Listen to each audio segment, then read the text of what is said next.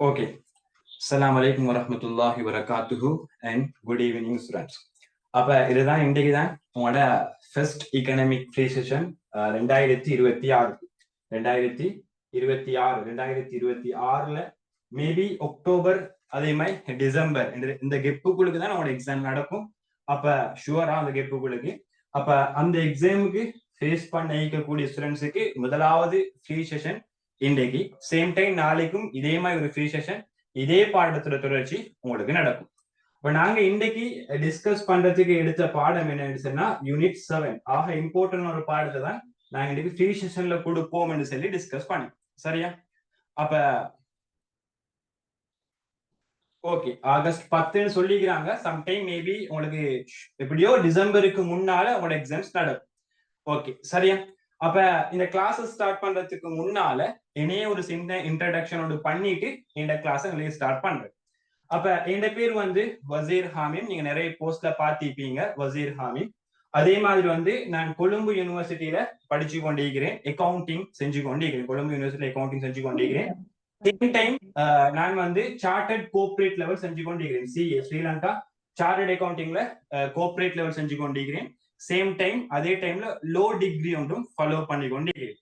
அதே மாதிரி மோஸ்டான ஆட்களுக்கு அடிக்கடி வரக்கூடிய டவுட் தான், நாங்க ஒரு கிளாஸஸ் ஸ்டார்ட் பண்ணினா கிளாஸஸ் ஸ்டார்ட் பண்றதுக்கான தகுதி எங்களுக்கு இருக்கிறாங்கன்னு சொல்லி. நான் கிளாஸஸ் நிறைய பேர் ஜாயின் ஆனாலும் அடிக்கடி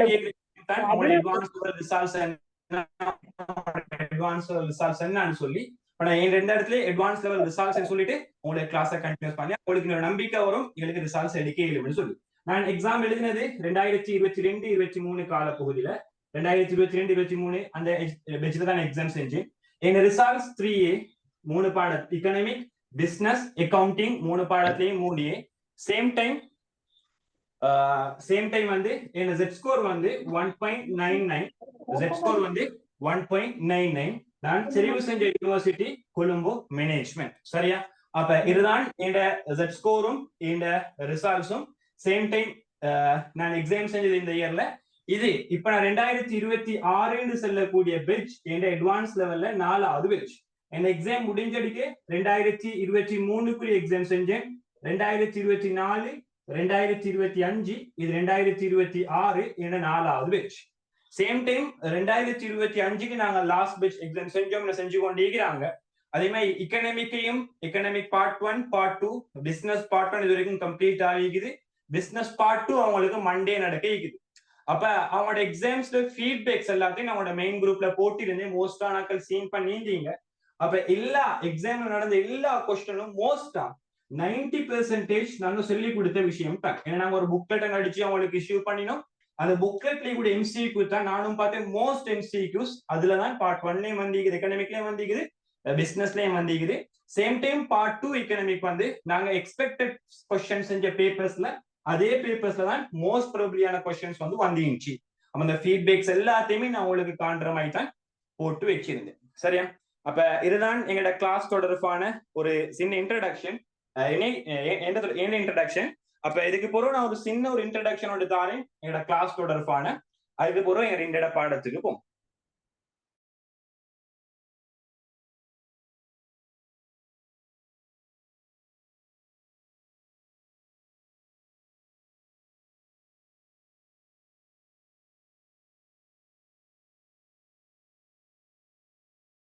ரெண்டு ஃப்ரீ செஷன் நடக்கும். ஒன்று இன்றைக்கு சாட்டர்டே, அடுத்தது நாளைக்கு சண்டே ஒரு ஃப்ரீ செஷன் நடக்கும்.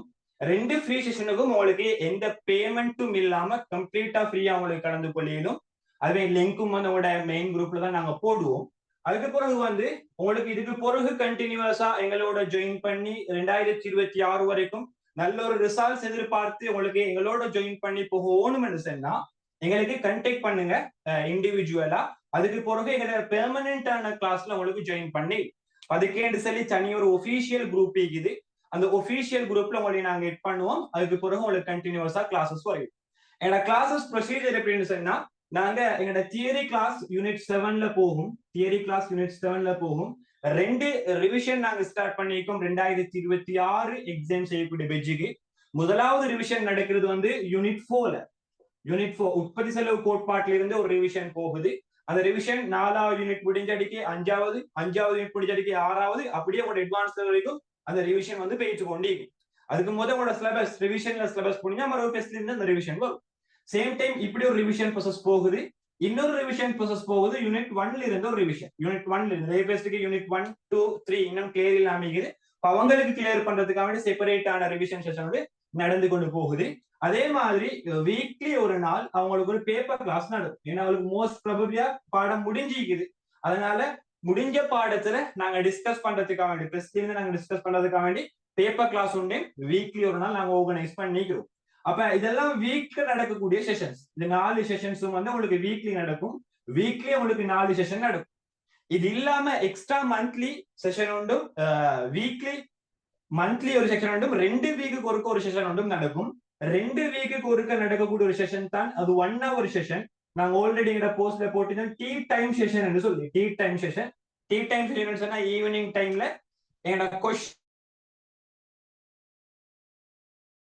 இப்படி எக்ஸாம் நாங்க ஃபேஸ் பண்ற, எப்படி எக்ஸாம் இப்படி வந்தா என்ன செய்யணும், இப்படி வந்தா எப்படி ஆன்சர்ஸ் பண்ண ஓணும் என்று சொல்லி எங்கட அந்த செஷனையும் நாங்க ஸ்டார்ட் பண்ண ஈக்குறோம். என்னன்னு சொன்னா வீக் 2 வீக்குக்கு ஒருக்கா, அது இல்லாம 1 மந்த்துக்கு ஒருக்கா ஒரு ஃப்ரீ செமினார் அவங்களுக்கு நடக்கும். கம்ப்ளீட்டான ஃப்ரீ செமினார், எந்த பேமெண்ட்டும் இல்லாம எங்கட பேமெண்டா ஜாயின் பண்ணவங்களுக்கு ஒரு 1 செமினார் நடக்கும். அதுல நாங்க பார்ட் 2 கொஸ்டின்ஸ் டிஸ்கஸ் பண்ணிப்போம். இங்க பேப்பர் டிஸ்கஷன் எம்சிக்யூ கொஸ்டின்ஸ் தான் நாங்க டிஸ்கஸ் பண்ணுவோம். ஃப்ரீ செமினார்ல பார்ட் 2 கொஸ்டின்ஸ் டிஸ்கஸ் பண்ணுவோம்.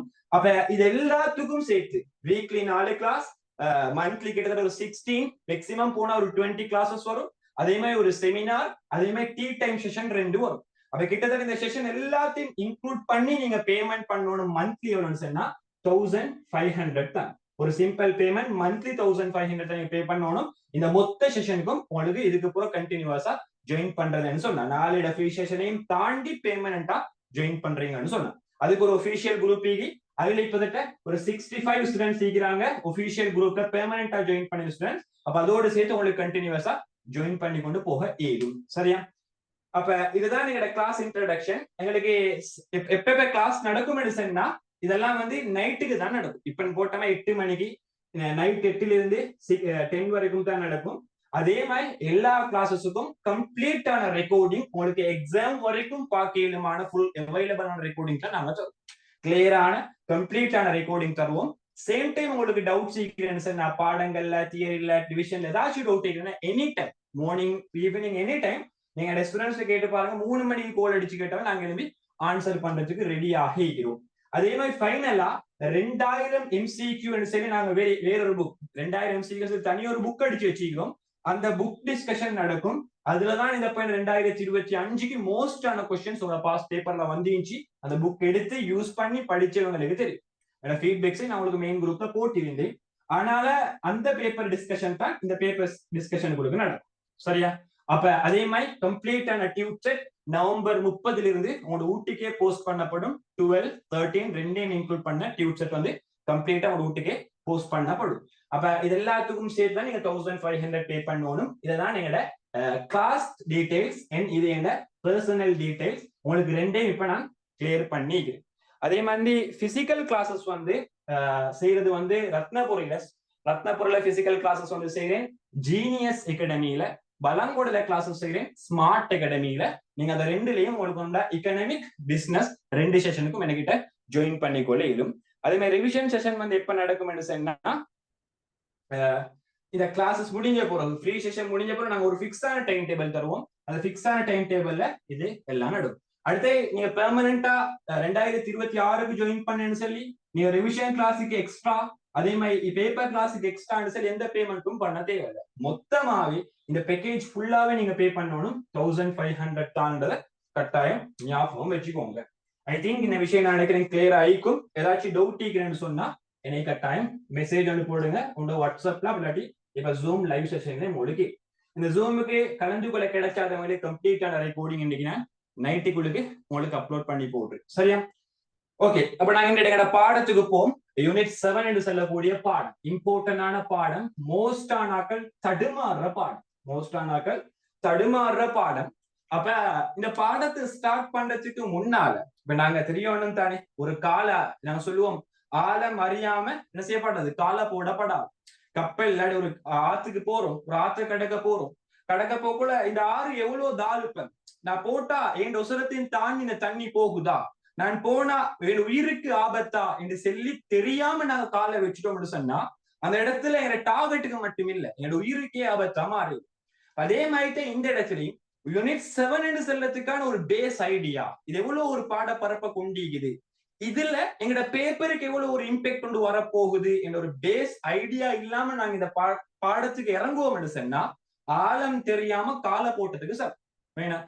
அதனால இந்த பாடத்துல எவ்வளவு ஒரு டீப், எவ்வளவு ஒரு இந்த பாடம் இம்பார்ட்டன்ட், 2026 பேப்பர்ல எவ்வளவு ஒரு இம்பார்ட்டன்டான பாட்டை செல்வாக்கு செலுத்த போகுதுன்றத பார்த்துட்டு நான் என்னோட பாடத்துக்கு போவோம். சேம் டைம் உங்களுக்கு எந்த கிளாஸஸ் போனாலும் நல்லா ஞாபகம் வச்சுக்கோங்க, எந்த கிளாஸஸ் போனாலும் உங்களோட எக்கனாமிக்ல கிரேட் 13ல ஒரு பாடம் இருக்குது, யூனிட் 12 and 13, யூனிட் 11 and 12, சரியா, யூனிட் 11 and 12, யூனிட் 11 12 இந்த ரெண்டு பாடத்தையும் எந்த கிளாஸஸ்லயும் பார்ட் 2 செய்யறதுக்கு படிச்சு கொடுக்க மாட்டாங்க.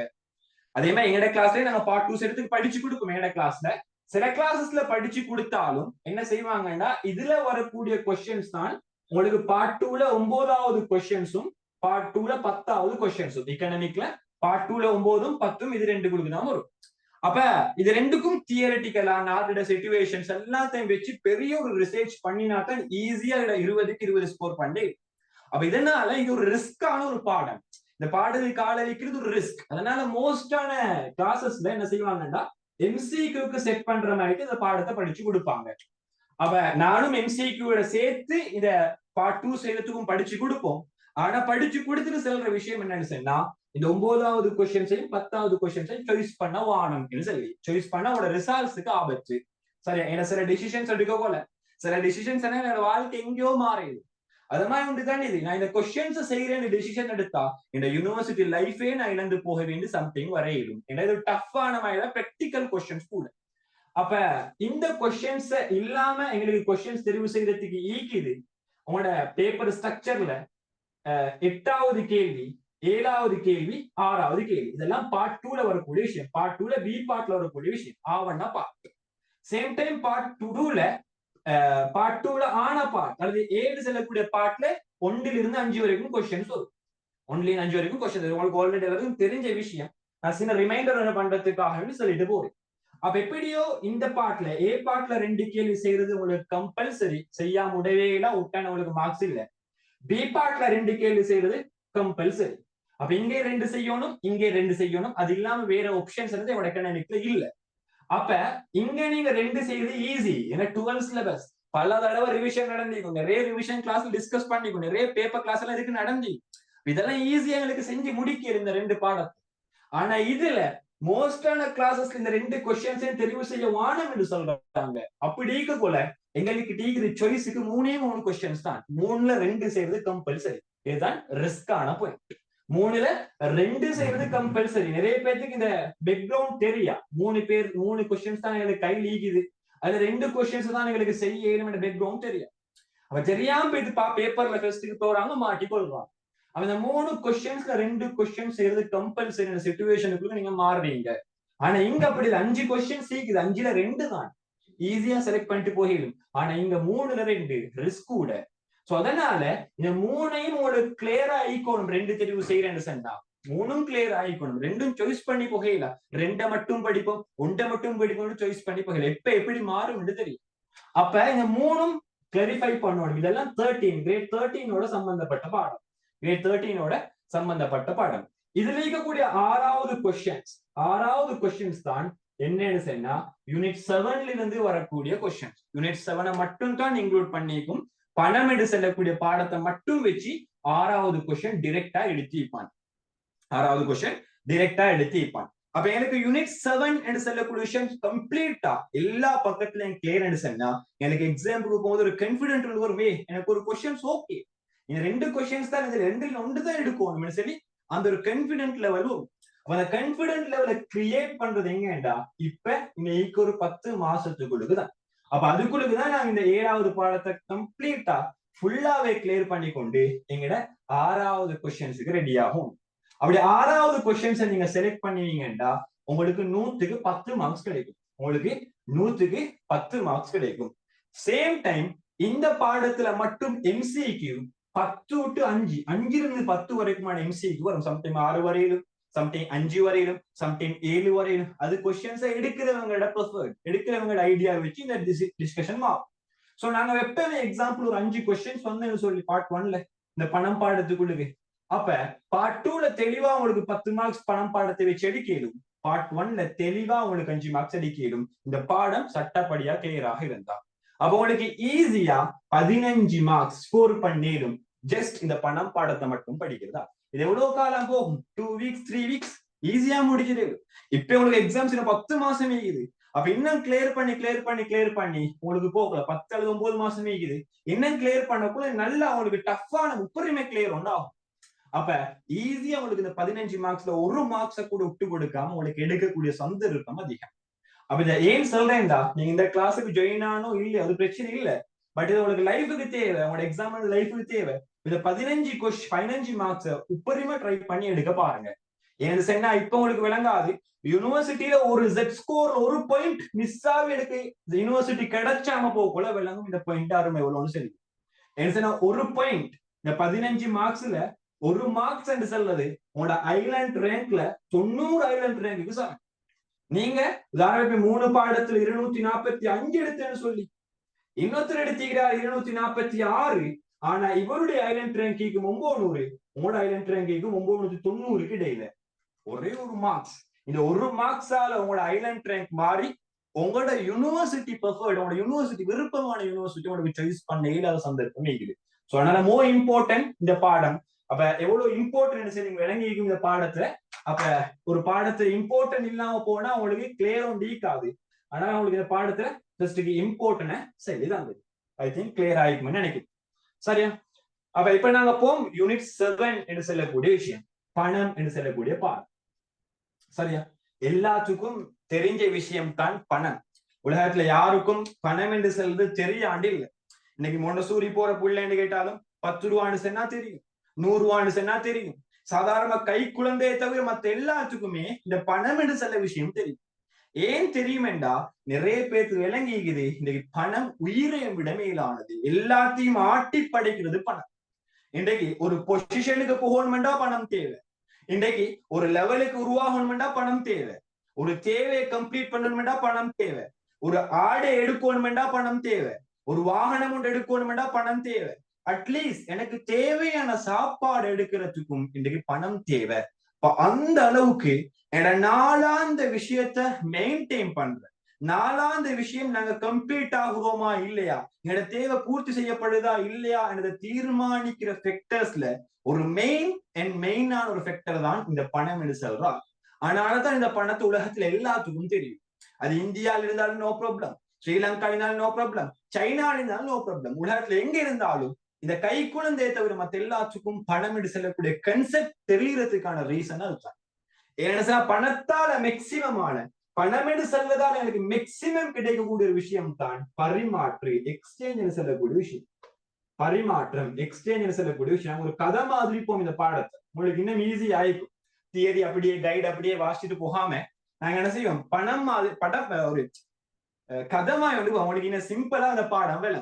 சரி, எக்ஸ்சேஞ்ச் சொல்லக்கூடிய விஷயத்துக்கு தான் இந்த பணத்தினுடைய மேக்சிமமான விஷயம், பணத்தால் எடுக்கணுமான மேக்சிமமான பெனிஃபிட். அந்த உலகத்துல இன்னைக்கு எது ஓணுமென்றாலும் பணம் தேவை. உங்களுக்கு ஆசையா இருக்குது ஒரு விஷயம் அடையணுமென்றாலும் பணம் தேவை. உங்களுக்கு ஆசையா இருக்குது சாப்பாடு, அந்த சாப்பாடு ஆசையான சாப்பாடு எடுக்கணும்னாலும் பணம் தேவை. நீங்க எவ்வளவு டிகிரி முடிச்சிருந்தாலும், நீங்க எவ்வளவு ஹை ஸ்கோர்ல அட்வான்ஸ் லெவல் பாஸ் ஆயிருந்தாலும், நீங்க எவ்வளவு ஹை ரேங்க்ல நீங்க ஓ லெவல்ல கம்ப்ளீட் பண்ணிருந்தாலும், நான் சொன்ன மாதிரி சார்ட்டர்ட் லோ என்ன டிகிரி நீங்க ஃபாலோ பண்ணி கம்ப்ளீட் பண்ணிருந்தாலும் வேலைல்ல.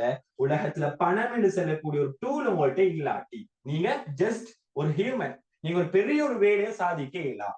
ஏன்னா எது இல்லாட்டியும் இன்னைக்கு பணம் என்று சொல்லி இருந்திருந்தா இன்னைக்கு உலகத்தையே ஆட்டி படைக்க. யோசிச்சு பாருங்க, எலோன் மஸ்க் உலகத்தை ஆட்டி படைக்கிறார். எதனால காரணம்? பணம் என்று சொல்லக்கூடிய விஷயம். இன்னைக்கு உலகமே ஆட்டி படைக்கப்படுது பணம் என்று சொல்லக்கூடிய கன்செப்ட்ல. இந்த விஷயம் உங்களுக்கு இன்னும் கிளாரிஃபை ஆகலங்கும் யூனிவர்சிட்டின்னு சொல்லக்கூடிய லைஃபுக்கு வந்த போறேன். யூனிவர்சிட்டி லைஃப்ல நீங்க ஒரு ஜாப் பொசிஷனுக்கு அப்ளை பண்ணக்குள்ள விளங்கும், நீங்க பணம் என்று செல்லக்கூடிய ஆள் நாங்க இல்லாம இருந்தா, ஒரு மிட்லிஸ்டா இருந்தா, ஏழையாக இருந்தா எங்களுக்கு எந்த இடத்துல எல்லாம் வெட்டி போடும் என்று சொல்லக்கூடிய விஷயம் அப்ப விளங்கும். ஒரு ரிச்சஸ்ட் பேர்சன், ஒரு ஜனாதிபதி, இல்லாட்டி ஒரு சாதாரண ஒரு பெரிய ஒரு குடும்பத்துல, ஒரு பணம் உள்ள ஒரு குடும்பத்துல பையனுக்கு கிடைக்கிற ஒரு முன்னுக்கான தன்மை சாதாரண ஒரு ஏழைக்கும் மிடிலிஸ்டுக்கும் கிடைக்க அமைக்குது. அப்ப அந்த இடத்துல நீங்க தகுதி இருந்தாலும் அந்த ஜாப் பொசிஷனுக்கு போக இயலாம தடுக்கிற ஒரு விஷயம் தான் இந்த பணம் என்று சொல்லக்கூடிய விஷயம். அதனாலதான் பணம் என்று சொன்னா தினமும் வாய் துறக்கும் என்று சொல்றதுக்கு ரீசன் அதுதான். அவ்வளவு இம்பார்ட்டன்ட் பணம் என்ற விஷயம் டெய்லி லைஃபுக்கு தேவையான ஒரு டூல்.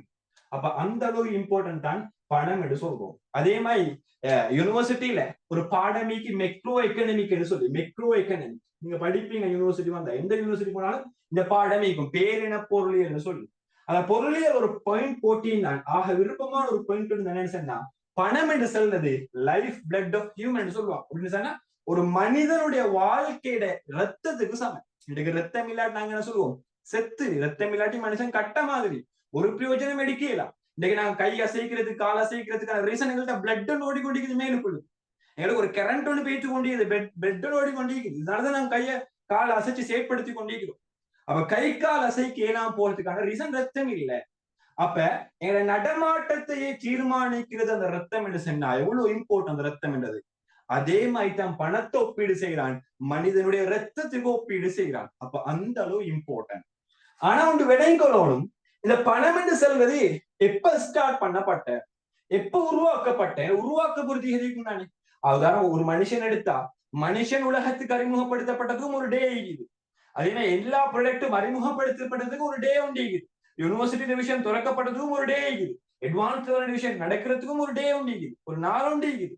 அப்படி குறிப்பிட்ட ஒரு நாள் ஈக்க போல இந்த பணம் என்ற கன்செப்ட் எப்ப உருவாக்கப்பட்ட என்று சொல்லக்கூடிய விஷயம் உங்களுக்கு ஒரு கேள்விக்குறியா வரும். எப்ப உருவாக்கப்பட்ட? உதாரணமா நாங்க எடுக்குமே ஸ்ரீலங்கா உள்ளுக்கு மட்டும் எனக்கு மொத்தத்தையும் வச்சு எனக்கு மோஸ்டா கேள்வி கேட்கறது இல்லை. அப்ப ஸ்ரீலங்கா உள்ளுக்கு மட்டும் எடுத்தா, ஸ்ரீலங்கா உள்ளுக்கு பணம் என்று சொல்லக்கூடிய கன்செப்ட் வந்தது சுதந்திரத்துக்கு பிறகுதான். சுதந்திரத்துக்கு பிறகு. இதுக்கு முன்னுக்கு பணப்பாவனை இருந்துச்சு தான். ஆனா அது ஸ்ரீலங்காக்காக வேண்டி ஸ்ரீலங்கா தயாரிச்ச பணம் அல்ல. கிளியரா விளங்குற கன்செப்ட. சுதந்திரத்துக்கு பிறகு ஸ்ரீலங்கா 1948 ஆண்டு ஸ்ரீலங்கா சுதந்திரம் அடையுது. அப்ப சுதந்திரம் அடைந்ததுக்கு பிறகுதான் ஸ்ரீலங்கா என்று செல்லக்கூடிய நாடு ஸ்ரீலங்காக்கு தேவையான பணத்தை ஸ்ரீலங்கா உள்ளுக்கு அச்சடிப்பு செய்யறாங்க. அச்சடிக்காட்டி பணம் வராது தானே. அப்ப இதுக்கு போத பணம் என்று சொல்லக்கூடிய விஷயம் பரிமாற்றம் ஈக்கல்லையா என்று கேட்டா ஈந்துச்சுதான். ஆனா எந்த பணம் என்று சொன்னா, நீங்க படிச்சுப்பீங்க ஹிஸ்டரியில வரலாறு சொல்றது கம்பல்சரியான பாடம் தானே ஓ லெவல்ல. இப்ப படிச்சுப்பீங்க நிறைய யுத்தம், பலன யுத்தம், அதே மாதிரி முள்ளேரியா யுத்தம், செனரத் மன்னன், முதலாம் விமல தர்ம சூரிய மன்னன், இவங்கெல்லாம் போராட்டம் செஞ்சு ஒரு நாட்டோட போர்த்துகேயரோட, ஒல்லாந்தரோட, ஆங்கிலேயரோட இப்படி போராட்டம் செஞ்ச விஷயம் உங்களுக்கு கேள்விப்பட்டு நீங்க படிச்சிருக்கீங்க ஹிஸ்டரியில. அதே மாதிரி இந்தியா நாட்டில கூட தரப்பினர்களோட இப்படி நிறைய யுத்தங்கள் நடந்துச்சு. அந்த யுத்தங்கள்ல மோஸ்டான யுத்தம் ஸ்ரீலங்கா தான் வின் பண்ணுச்சு. அதாவது அந்த விஷயத்த நீங்க படிச்சிருப்பீங்க. அப்ப யுத்தம் ஒன்றுக்கு ஒரு நாடு, எதெல்லாம் நாடு யுத்தம் நடந்தது ஸ்ரீலங்கா உள்ளுக்கு தான். இந்த பலனேண்டது ஒரு இடத்து ஸ்ரீலங்கா உள்ளுக்கு, முள்ளேரியான்னு சொல்றது ஸ்ரீலங்கால ஒரு பாகம், அந்த இடத்துல தான் யுத்தம் நடந்துச்சு. அப்ப அந்த இடத்துக்கு ஃபாரினர்ஸ், அந்த வெளிநாட்டில கூட படைகள் வரப்போல அவங்களோட கொடுக்கல் வாங்கலுக்காக வேண்டி, அவங்களோட அன்றாட தேவைகளை பூர்த்தி செய்யறதுக்காக வேண்டி அந்த நாட்டில் அச்சடிக்கப்பட்ட பணத்தை எடுத்துட்டு வருவாங்க. தின்ன குடிச்சோன்னு தான் யுத்தம் செய்யணும் வேண்டாம், தின்ன குடிச்சோம்னா பணம் ஆகணும். அப்ப அந்த பணத்தை எடுத்துக்கொண்டு வருவாங்க ஸ்ரீலங்கா நாட்டுக்கு. அப்ப ஸ்ரீலங்கால இவங்க பணமெல்லாம் எடுத்துட்டு வந்திக்கிறாங்க. அப்ப இந்த மாதிரி ஆக்களோட யுத்தம் செஞ்சு அவங்ககிட்ட இருந்து நாங்க அவங்க எல்லாத்தையும் கொன்றா, அவங்க கொண்டு வந்த பண்டங்கள் எல்லாம் எங்களுக்கு மீயும். பண்டங்கள் எல்லாம் எங்களுக்கு மீயும். அப்ப அப்படிப்பட்ட மிஞ்ச ஒரு பண்டம் தான் அந்த நாட்டுல பயன்படுத்தப்பட்ட பணம் என்று சொல்லக்கூடிய விஷயம். உதாரணமா போர்த்துகேயர் யூஸ் பண்ண பணம் ஸ்ரீலங்காவுக்கு வந்துச்சு. அதே மாதிரி எகிப்தியர் ஸ்ரீலங்கா நிறைய நாடுகளோட யுத்தம் செஞ்சுக்குது. அந்த யுத்தத்தினால வின் பண்ண போல அந்த நாடுகள் பயன்படுத்தப்பட்ட பணம் ஸ்ரீலங்காவுக்கு வந்துச்சு. அப்ப அந்த பணத்தை தான் 1948க்கு முன்னால, சுதந்திரம் அடைகிறதுக்கு முன்னால ஸ்ரீலங்கா பயன்படுத்தி கொண்டு இருந்தாங்க. அப்ப அவங்களுக்கு ஒரு கேள்வி வரும், அடே இப்படி சாமி இப்படி அடுத்தானே ஏத்துக்க ஸ்ரீலங்காக்கு ஒரு பணம் வச்சடிக்கும், வெளிநாட்டுல பணத்தை யூஸ் பண்ணி கொண்டு ஈக்கலும் தானே என்று சொல்லி ஒரு டவுட் வரும். ஆனா ப்ராப்ளம் என்னன்னு சொன்னா, அந்த யுத்தத்துக்கு ஸ்ரீலங்கால கூட மொத்த சனத்தொகையும் போகல. ஒரு குறிப்பிட்ட படை தான் போயிடுச்சு. அப்ப உதாரணம் நீங்க அட்வான்ஸ் லெவல் எழுதுறீங்க, நீங்க அட்வான்ஸ் லெவல் எழுதி நீங்க 3A எடுத்தா அந்த 3A வந்து ஸ்ரீலங்கா எல்லாத்துக்கும் சொந்தமா?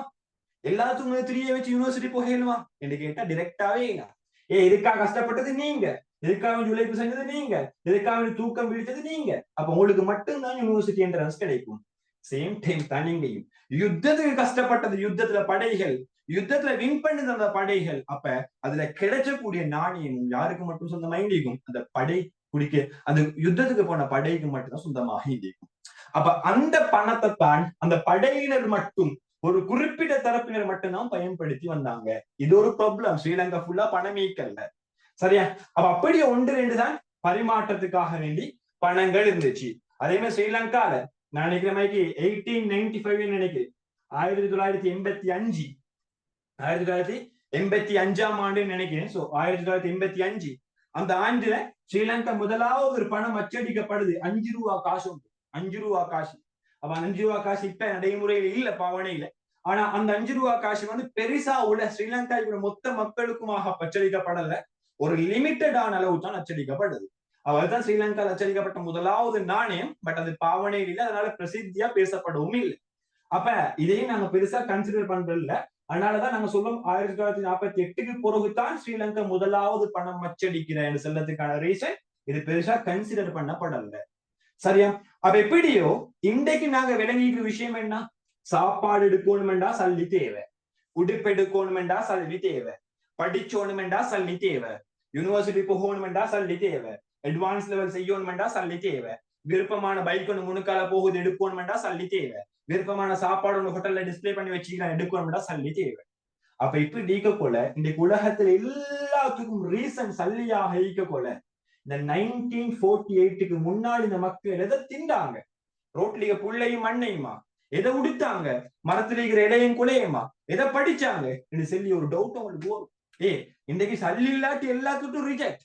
நீங்க எவ்வளவு பெரிய ஆளா இருந்தாலும் உங்களுக்கு சல்லி இல்லாட்டி ஒரு ஹோட்டல்ல போயிட்டு ஒரு பராட்டா தின்னலாம்.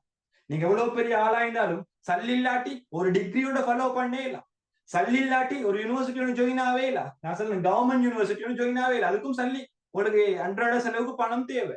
அப்ப எப்படியோ உங்களுக்கு பணம் என்றது வாழ்க்கையோட டெய்லி ரிலேட்டிவ் ஆகிக்குது. ஆனா அப்படிப்பட்ட பணமே இல்லாம 1948க்கு சமூகம் எப்படி வாழ்ந்திருக்கும்? ஒரு கொஸ்டின் சம்டைம் உங்கள்கிட்ட கேட்கும். 2026ல பணம் என்றது ஒரு முக்கியமான ஊடகம் எங்களோட தேவையை பூர்த்தி செய்யறதுக்கு. ஆனா அந்த டைம்ல பணம் என்று செல்லக்கூடிய கன்செப்டே இல்லாத கால பரப்பு தான் 1948 சுதந்திரத்துக்கு முன்னால் இருந்த இலங்கை. அப்ப அந்த டைம்ல மக்கள் எதை திண்டாங்க? மண்ணை திண்டாங்களா? இல்லாட்டி மக்கள் எதை உடுத்தாங்க? இளையங்குலையும் உடுத்தாங்களா? எதை படிச்சாங்க? எதை வச்சு அவங்களோட தேவை விருப்பத்தை பூர்த்தி செஞ்சாங்க கொஸ்டின் உண்டு உங்களுக்கு மைண்டுக்கு வரும். இந்த விஷயம் கிளியர் ஆயிருந்தா மைண்டுக்கு வந்தி, சரியா? அப்ப நீங்க சும்மா திங்க் பண்ணி சொல்லுங்க, என்ன நடந்திருக்கும் 1948க்கு முன்னால்? பணம் என்று சொல்லக்கூடிய கன்செப்ட் வாரத்துக்கு முன்னால் என்ன நடந்திருக்கும்? யாராச்சும் சும்மா சொல்ல, நாங்க பேசுவோம், டிஸ்கஸ் பண்ணுவோம். பண்டமாற்று. ஓகே, பண்டமாற்று. வேற நீங்க கண்டெக்ட் பண்றீங்க எப்படின்னு கேட்டீங்க. நான் குரூப்ல இல்லைன்னு சொல்லி, ஓகே, நான் அவளோட கண்டெக்ட் நம்பர் எனக்கு எழுதி வைக்கிறேன். தேவைங்க கண்டெக்ட் பண்ணி மெசேஜ் எடுத்தாங்க. 0767397 445 கண்டெக்ட் நம்பர் எழுதி வைக்கிறேன். தேவையான கண்டெக்ட் பண்ணி. ஜூம்ல இல்லாதவங்க நிறைய பேர் இருக்கிறாங்க. பிசிக்கல் கிளாஸ் வந்து நான் சொன்ன மாதிரி அதுக்கும் உங்களுக்கு இந்த கண்டெக்ட் நம்பரை வச்சு கண்டெக்ட் பண்ணி கொடு. Okay okay. அதுல மோஸ்டான ஆன்சர் வந்து தான் பண்டமாற்று என்று சொல்லக்கூடிய விஷயம். இது வந்து ஆல்மோஸ்ட் கரெக்ட். பண்டமாற்று என்று சொல்லக்கூடிய கன்செப்ட். எப்படியோ உலகத்துல பணம் இல்லைன்னு சொல்லி தின்னாம இருந்து உலகத்துல வாழே இல்லை. அப்படித்தான் உலகத்துல வாழணும்டா, அடுத்த மூச்சுகளுக்கு எடுக்கணும்னா இட தேவை பூர்த்தி ஆகும். இந்த தேவையில் ஒன்றுதான் உணவுன்னு நீங்க யூனிட் 1லயே படிச்சுட்டு வந்திருப்பீங்க. அந்த விஷயத்த நீங்க டிஸ்கஸ் பண்ணல, யூனிட் 1லயே படிச்சுட்டு வந்திருப்பீங்க. அப்ப அப்படிப்பட்ட தேவையை பூர்த்தி செய்யறதுக்கு பணம் என்று சொல்லக்கூடிய விஷயம் தேவையாக இருக்குது இந்த இட நடைமுறையில. ஆனா அந்த கன்செப்ட் 1948க்கு முன்னால இல்லாம மீக்க போல என்னத்தை செஞ்சிப்பாங்க ஒரு கொஸ்டின் உங்களுக்கு வந்திருக்கும். இப்ப எப்படி செஞ்சாங்கண்டா, ஆரம்பத்துல இந்த கட்டம் தான் நாங்க சொல்லுவோம் 19க்கு முன்னால 19வது நூற்றாண்டுக்கு முன்னால 19வது நூற்றாண்டுக்கு முன்னால் எப்படி இருந்துச்சுன்னு சொன்னா, இது வந்து இது 20ஆம் நூற்றாண்டு தானே. 1948 20ஆம் நூற்றாண்டு. நாங்க இருக்கிறது 21வது நூற்றாண்டு. அப்ப எப்படியோ 19ஆம் நூற்றாண்டுக்கு முன்னால மக்கள் என்ன செஞ்சாங்கடா, எவ்வளவு காலம் உலகம் இயங்கிக்குது. பணம் என்று சொல்லக்கூடிய கன்செப்ட் வந்து இப்போ ஒரு 55 வருஷம் தான் மேக்சிமம் ஒரு 100 வருஷமும் இல்ல. எனக்கு கால்குலேட் பண்ணி பாருங்க, ஒரு 70-75 வருஷம் தான் ஆகிக்கும். ஏன்னா முதலாவது ஸ்ரீலங்கால பணம் அச்சடிக்கப்பட்டது 1952ல. அப்ப இதுக்கு பிறகு ஸ்ரீலங்கால பணம் என்று சொல்லக்கூடிய விஷயம் மேக்சிமம் 73 வருஷம் தான் நடைமுறையில் இருந்திருக்குது. ஆனா உலகம் என்ற விஷயம் 1952 அதே கிறிஸ்துக்கு முன்னு சேர்த்து ஒரு கிட்டத்தட்ட 4000-5000 வருஷம் ஸ்ரீலங்கா ஈண்டு கொண்டுதானே இருக்குது. அப்ப அவ்வளவு காலம் மக்கள் தின்னாம குடிச்சாமலா இருந்தாங்க, தின்னாம குடிச்சாமலா, படிக்காமலா, ஒன்றுமே செய்யாமலா இருந்தாங்கன்ற ஒரு கொஸ்டின் வரும்.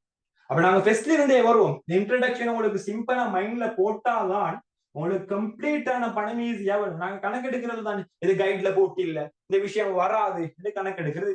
அதனாலதான் நிறைய ஆட்கள் தேவையான மார்க்ஸ் இருந்துட்டு போறாங்க. ஒவ்வொரு பாயிண்ட்டும் இம்பார்ட்டன் எம்சிக்கு பொறுத்தவரை. நான் சொல்ற ஒவ்வொரு பாயிண்ட்டும் இம்பார்ட்டன். எக்ஸ்சேஞ்ச் என்றது, இந்த சுதந்திரத்துக்கு முன்னன்றது, இந்த பண்ட மாற்று என்றது எல்லாம் இம்பார்ட்டன். இந்த தேவை இருப்பதை பூர்த்தி செய்யறது எல்லாம் இம்பார்ட்டன். இதெல்லாம் இந்த ஒவ்வொரு பாயிண்ட்டையும் வச்சுதான் எம்சிக்குள்ள டெஸ்ட் பண்ணுவான். அதனால அந்த பாயிண்ட் எல்லாம் தேவையானவங்க கட்டாயம் மார்க் பண்ணிக்கோங்க. என்னோட ஃபிக்ஸ் கிளாஸ் வந்து சொன்னா நாங்க டியூட்டர் தருவோம். அது இல்லாதவங்க இப்ப கட்டாயம் தேவையானவங்க கட்டாயம் மார்க் பண்ணிக்கோங்க. அப்ப 1919 அதாவது 1900க்கு முன்னால நாங்க சொல்லுவோம் 1800 கால பகுதிக்கும் 1900 கால பகுதிக்கும் இடையில, இல்ல அதுக்கு முன்னாலும் சேர்த்து மக்கள் என்ன செஞ்சு வந்தாங்க சொன்னா, இப்ப நாங்க எதுக்காக வேண்டி சல்லி தேவைப்படுது? சிம்பிளா யோசிங்க, எதுக்காக வேண்டி சல்லி தேவைப்படுது? எனக்கு எதுக்கு சல்லி தேவை? எனக்கு தேவையான ப்ராடக்ட வாங்குறதுக்கு, எனக்கு தேவையான உடுப்பை வாங்குறதுக்கு, எனக்கு தேவையான சாப்பாடை வாங்குறதுக்கு, எனக்கு தேவையான கல்வியை வாங்குறதுக்கு, எனக்கு தேவையான ஊட்ட கெட்டுறதுக்கு, எனக்கு தேவையான வாகனத்தை வாங்குறதுக்கு தானே சல்லி தேவை, தாண்டி சல்லி தேவை. அப்ப இப்படி இந்த கன்செப்ட் ஈக போல இதுக்குத்தானே நாங்க சல்லி தேவைப்பட்டு கொண்டிருக்கிறோம். அப்ப இந்த கன்செப்டை நானே ப்ரொடக்ஷன் பண்ணி கொண்ட ப்ராப்ளம் உண்டு. அடுத்தவன் நம்ம டிபெண்ட் ஆகிக்க தேவையில்லை. ஏன்னா அடுத்தவன் கிட்ட அந்த சாமான் நீக்குது, எனக்கிட்ட அந்த சாமான் இல்ல. அடுத்தவன்ட்ட உடுப்பிக்குது, எனக்கிட்ட உடுப்பு இல்ல. அடுத்தவன்ட்ட சாப்பாடு ஈக்குது, ஆனா சாப்பாடு எனக்கிட்ட இல்ல. ஆனா அவன்கிட்ட இது நான் சாப்பாடு எடுக்கிறதுக்கு தான் சல்லி தேவைப்பட்டு கொண்டே இருக்குது. அப்ப இந்த கன்செப்ட் தலைகீழா மாறணும் வேண்டாம். சல்லின்ற விஷயம் தேவைப்படாம ஈக்கணும் வேண்டாம். எப்படி ஈக்கணும்? அவனுக்கு டீக்கிற ப்ராடக்ட் எனக்கு டேமே ஈக்கணும், அவனுக்கு டீக்கிற டிஷர்ட் எனக்கு டேமே ஈக்கணும், அவனுக்கு டீக்கிற சாப்பாடு எனக்கு டேமே ஈக்கணும். அப்படி இருந்திருந்தா நான் சல்லின்னு செல்லக்கூடிய இடத்துக்கு போக தேவையில்லை, சல்லின்னு செல்லக்கூடிய விஷயத்த தேட தேவையில்லை, ஜொப்படி செல்லக்கூடிய விஷயத்த செய்ய தேவையில்லை. சல்லின்ற விஷயம் தேவைப்பட என்கிட்ட எல்லாம் மீக்குது. அப்ப இந்த கன்செப்டை தான் பின்பற்றி வந்தாங்க 1900க்கு முன்னால. இதுக்குதான் நாங்க சொல்லுவோம் மிக்கனிக்ல நேரடி உற்பத்தி. எனக்கு நானே ப்ரொடக்ஷன் பண்ணி கொள்றது, எனக்கு நானே ப்ரொடக்ஷன், டைரக்ட் ப்ரொடக்ஷன் சொல்லுவோம். எனக்கு நானே உற்பத்தி செய்யறது நேரடி உற்பத்தி.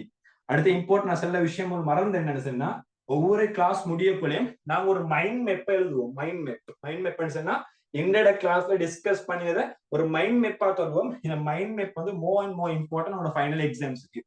நீங்க எந்த கோர்சஸ் ஃபாலோ பண்ண, சார்ட்டர் ஃபாலோ பண்ணாலும் செஞ்சு பாருங்க, மைண்ட் மேப் கொண்டு தருவோம். அந்த மைண்ட் மேப் தான் இம்பார்ட்டன் அவனோட ஃபைனல் எக்ஸாம் ஈஸியா செய்யறதுக்கு. நாங்க ஷார்ட் நோட் எடுக்க தேவை இந்த மைண்ட் மேப் ஈக்குன்னு சொன்னா. அப்ப அந்த மைண்ட் மேப் வந்து நாங்க முடிய எனக்கு சம்ப்ளீட் எழுதுவோம். இந்த மைண்ட் மேப் உங்களுக்கு மைண்ட் மேப் உங்களுக்கு இன்னும் ஈஸியா இருக்கும் உங்களை ரிவிஷன் பண்ண போல. சரியா? ஓகே, நம்ம பாடத்துக்கு வாரி நேர் உற்பத்தின்னு சொல்லக்கூடிய விஷயம் தான். அப்ப அவனுக்கு அவனே ப்ரொடக்ஷன் பண்ணி கொண்ட. இப்ப எனக்கு பணம் தேவைப்படுமா? இல்லையே. அடுத்தவன் என்ன விஷயத்துக்காக வேண்டி எனக்கு நான் அடுத்தவனை நாட வேண்டி இருந்துச்சோ அதே விஷயம் எனக்கு டெமிக்கு. உதாரணம், உங்களுக்கு எக்கனாமிக் பாடம் கஷ்டம், அவங்களுக்கு பிசினஸ் பாடம் கஷ்டம்.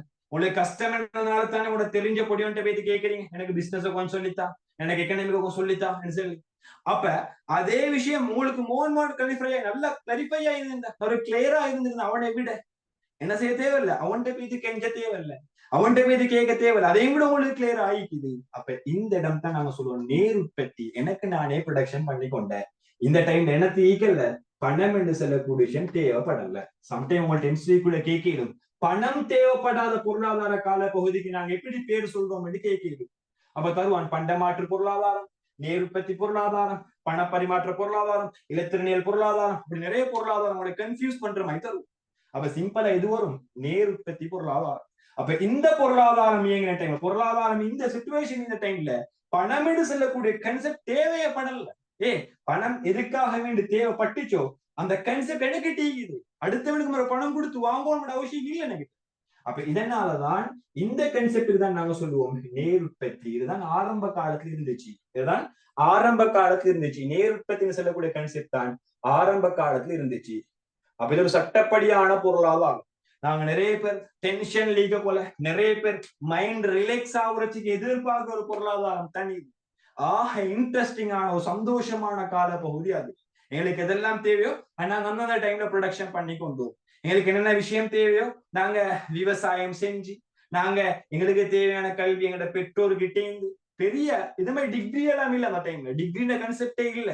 எங்களுக்கு என்ன விஷயம் எங்களோட வாழ்க்கையை மெயின்டைன் பண்றதுக்கு தேவையோ அந்த விஷயத்தை மட்டும்தான் நாங்க படிச்சு கொண்டு இருந்தோம். இந்த காலத்துல நேருற்பத்தி காலத்துல. அப்ப இந்த டைம்ல நீங்களும் பிறந்தில்ல, நானும் பிறந்தில்ல. நான் உங்களுக்கு எக்ஸாம்பிளுக்காக வேண்டி சொல்றேன், சரியா? அப்ப அந்த டைம்ல ஒரு இம்மதியான ஒரு பிரச்சனையே இல்லாத கால பகுதி. எப்ப பிரச்சனையோட விஷயம் வந்தேன்டா, எப்ப உலகம் அழிய தொடங்கினேன்டா, எப்ப ஒரு நாட்டுக்கும் இன்னொரு நாட்டுக்கும் யுத்தம் என்று சொல்லக்கூடிய விஷயம் ஆரம்பிக்க தொடங்கினேன்டா, எப்ப ஒரு நாடு இன்னொரு நாட்டை கொலோனைஸ், நம்ம சொல்லுவோம் காலனித்துவப்படுத்துது அல்ல ஆக்கிரமிக்கிற ஸ்டார்ட் பண்ணேன்னு சொன்னா, இந்த பணம் என்று சொல்லக்கூடிய விஷயம் எப்ப தோற்றம் பெற்றுச்சோ அப்படி இருந்துதான். பணம் என்று சொல்லக்கூடிய விஷயம் தோற்றம் பெற்று இல்லாட்டி இந்த கன்செப்ட் நினைக்காது. இன்னைக்கு வணிகங்களுக்கு இடையில போட்டி ஸ்டார்ட் ஆகுறது இந்த பணத்தால தான். இன்னைக்கு ஒவ்வொரு இன்ஸ்டிடியூட்டுக்கும் இடையில போட்டி ஸ்டார்ட் ஆகுறது இந்த பணத்தால தான். உங்களுக்கு இடையில நான் ஐலாண்ட்ல பெஸ்ட் வரணும், நான் டிஸ்ட்ரிக்ட்ல பெஸ்ட் வரணும், உங்களுக்கு இந்த போட்டி வரத்துக்கும் பெஸ்ட் ரீசன் இந்த பணம் தான். அப்ப எல்லாத்துக்கும் அடிப்படை பணம். அப்ப அந்த ஒரு பிரச்சனை ஒன்றுமே இல்லை. எப்ப நேருற்பத்திங்க டைம்ல, டிரெக்ட் ப்ரொடக்ஷன் டைம்ல யாருக்கும் யாரும் கரைச்சல் இல்லாம இந்த ஒரு பொருளாதாரம் தான் இது. அப்படி இப்படியே ஈக்கிரம் தானே. ஏன் பிரச்சனையாக நாங்க பிரச்சனையை தேடிக்கொள்வோம். நாங்க சொல்லுவோம் ஏன் போற, நிறைய இடத்த சொல்லுவாங்க எக்ஸாம்பிள், போற பாவை கொண்டு போயிட்டு நாங்க என் உடுப்புகளுக்கு போட்டுக்கணும் சொல்லுவாங்க, பிராக்டிக்கலா சொல்லுவாங்க. அப்ப ஒரு போற பிரச்சனை நாங்க எடுத்து மேலுக்குள்ள போட்டுக்கணும் தேவையில்ல தானே. அவனுக்கு தெரியும் பணம் என்றது பிரச்சனை, பணத்தை உருவாக்கினா பிரச்சனை வரும்னு தெரியும். அப்படி இருக்கக்கூட ஏன் பணம் என்று சொல்லக்கூடிய பொருளாதாரத்துக்கு போக வேண்டிய ஏற்பட்டுச்சு. அதுக்கு ரீசன் என்னன்னு சொன்னா, அந்த டைம்ல இருந்த மக்களுக்கு இந்த பொருளாதாரம் ப்ராப்ளம் மிக்க பொருளாதாரமாக காணப்பட்ட, இந்த பொருளாதாரம் தலைவலி மாதிரி செட் ஆகுறதுல அந்த டைம்ல நாங்க ஒரு விஷயம் செட் ஆவாட்டி, எங்களுக்கு ஒரு விஷயம் செட் ஆவாட்டி தான் என்ன செய்யறோம், செட் ஆகுற ஒரு விஷயத்தை தேடிப்போம். இப்படிதான் நீங்க எக்கனாமிக் செய்றீங்க. இப்ப சம்டைம் நிறைய பேர் ஆர்ட்ஸ்ல இருந்து கூட எக்கனாமிக் செய்வீங்க. 2 மாசம் படிச்சு பாப்பீங்க, 3 மாசம் படிச்சு பாப்பீங்க, மண்டேல ஏற வாக்கொண்டு இல்ல, விளங்குற வாக்கொண்டு இல்ல பாடம். என்ன செய்யற, எக்கனாமிக் விட்டுட்டு வேறொரு பாடத்துக்கு போகும் நீங்க டிசைட் பண்ணுவீங்க. அது எப்ப டிசைட் ஆகுற, இந்த நான் செலக்ட் பண்ண விஷயம் எனக்கு ஏத்த மாதிரி இல்ல என்று சொல்லக்கூடதான். எனக்கு ஏத்த மாதிரி என்ன இரிட்டேட் ஆக டென்ஷன் பண்ணுதுன்னு சொன்னாதான் நான் இன்னொரு வேயை நோக்கி போவேன். இதே கன்செப்ட் தான் நீங்க பண்ட நேருற்பத்தியை செஞ்சு கொண்ட பொருளாதாரத்துல, அந்த பொருளாதாரத்துல இருந்த மக்கள் எல்லாத்துலயும் இந்த பிரச்சனை தான் இந்த நேருற்பத்தின்னு சொல்லக்கூடிய பொருளாதாரத்தை மாற்ற வேண்டி ஏற்பட்ட. அப்படி இல்லாட்டி இன்றைக்கும் நாங்க நேருற்பத்தி செஞ்சு கொண்டே நிற்போம். இன்றைக்கும் இந்த இன்ஸ்டிடியூட், இந்த ஆன்லைன் கிளாஸ், இந்த டிகிரி, இந்த யூனிவர்சிட்டி ஒரு கன்செப்டும் இல்லாம எனக்கு தேவையான விஷயத்த நான் விவசாயம் செஞ்சு உற்பத்தி செஞ்சு கொண்டு, எனக்கு தேவையான நாடையை நான் தைச்சு கொண்டு, எனக்கு தேவையான கல்வியை நான் படிச்சு கொண்டுதான் இயங்கிப்பேன். அப்ப அப்படி இல்லாம இப்படி மாறுறதுக்கான ரீசன் அந்த பொருளாதாரம் ஃபெயிலியர் ஆனதுதான். இந்த பொருளாதாரம் ஃபெயிலியர் ஆனதுதான். ஃபெயிலியர் ஆகிறதுக்கு கைட்ல எங்கேயுமே குறிப்பிட்டுள்ள காரணம் ஆனா 2 ரீசன் இது. முதலாவது ரீசன் தான் சனத்தொகை அதிகரிப்பு. முதலாவது ரீசன் தான் சனத்தொகை அதிகரிப்பு. நான் ரெண்டே எக்ஸ்பிளைன் பண்றேன் உங்களுக்கு. 2வது ரீசன் தான் விருப்பம் அதிகரிப்பு. இப்ப உங்கள்கிட்ட இந்த விஷயத்த கிளாரிஃபை பண்ணிக்கிறதுக்கு பிராக்டிக்கலுக்கு உங்களுக்கு கேட்டுக்கொள்றதுக்கு யாரும் இல்லை. என்ன சொன்னா 1900க்கு பிறந்த ஆச்சும்மா அப்பா யாரு சரி ஈக்கிறேன்னு சொன்னா உங்களுக்கு இந்த விஷயம் கிளியரா என்ன விடுங்க உங்கள்கிட்ட. ஏன்னா நாங்க ஒரு விஷயத்த இன்னொருத்தர்கிட்ட கேட்கறத விட அனுபவிச்சவங்கள்ட்ட கேட்டா பெரிய ஒரு எக்ஸ்பீரியன்ஸ் கிடைக்கும்.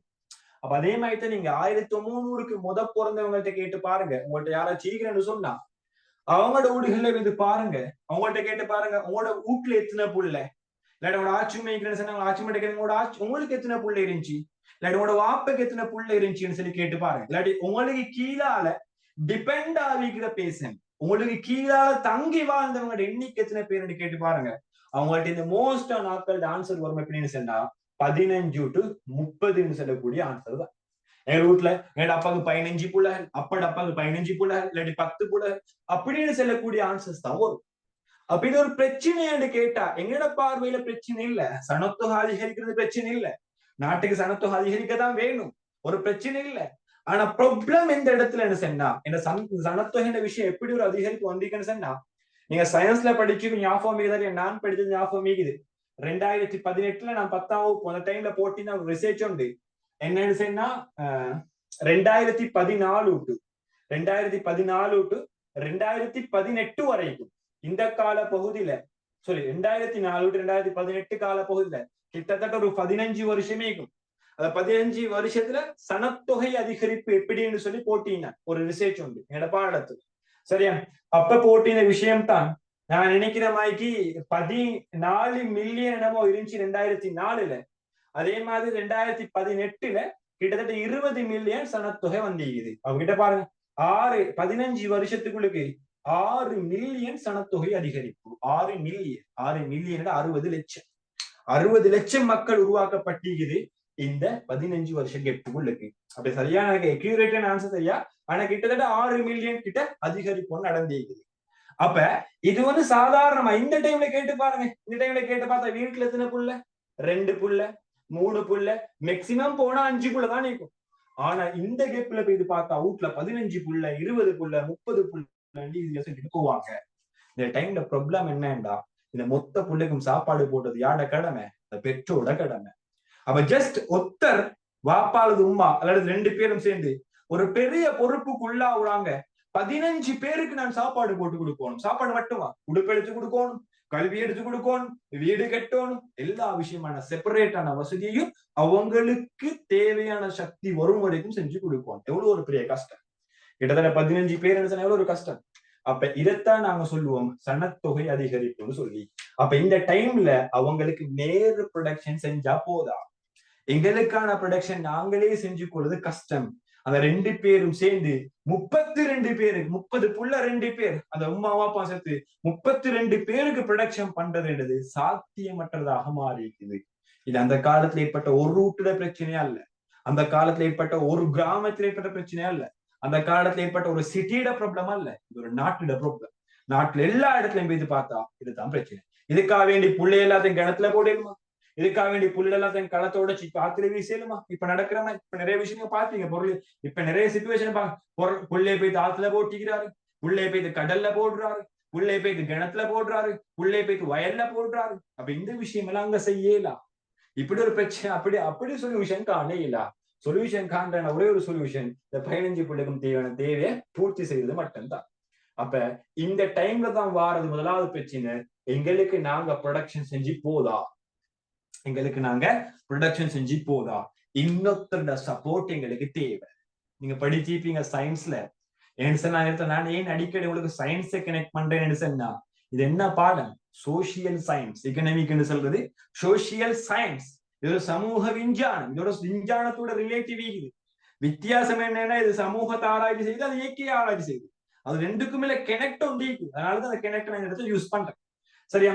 நீங்க விஞ்ஞானத்தை ஒரு பாடத்தை படிச்சிருப்பீங்க. ஒரு காரணி இல்லாட்டி ஒரு மரம், அந்த மரத்துக்கு தேவையான ப்ரொடக்ஷனை தானாகவே ஒளித்தொகுப்பு செய்யாட்டி என்ன செய்வான்? இன்னொரு மரத்துல போயிட்டு தங்கி வாழ ஆரம்பிப்பான். அப்படித்தானே?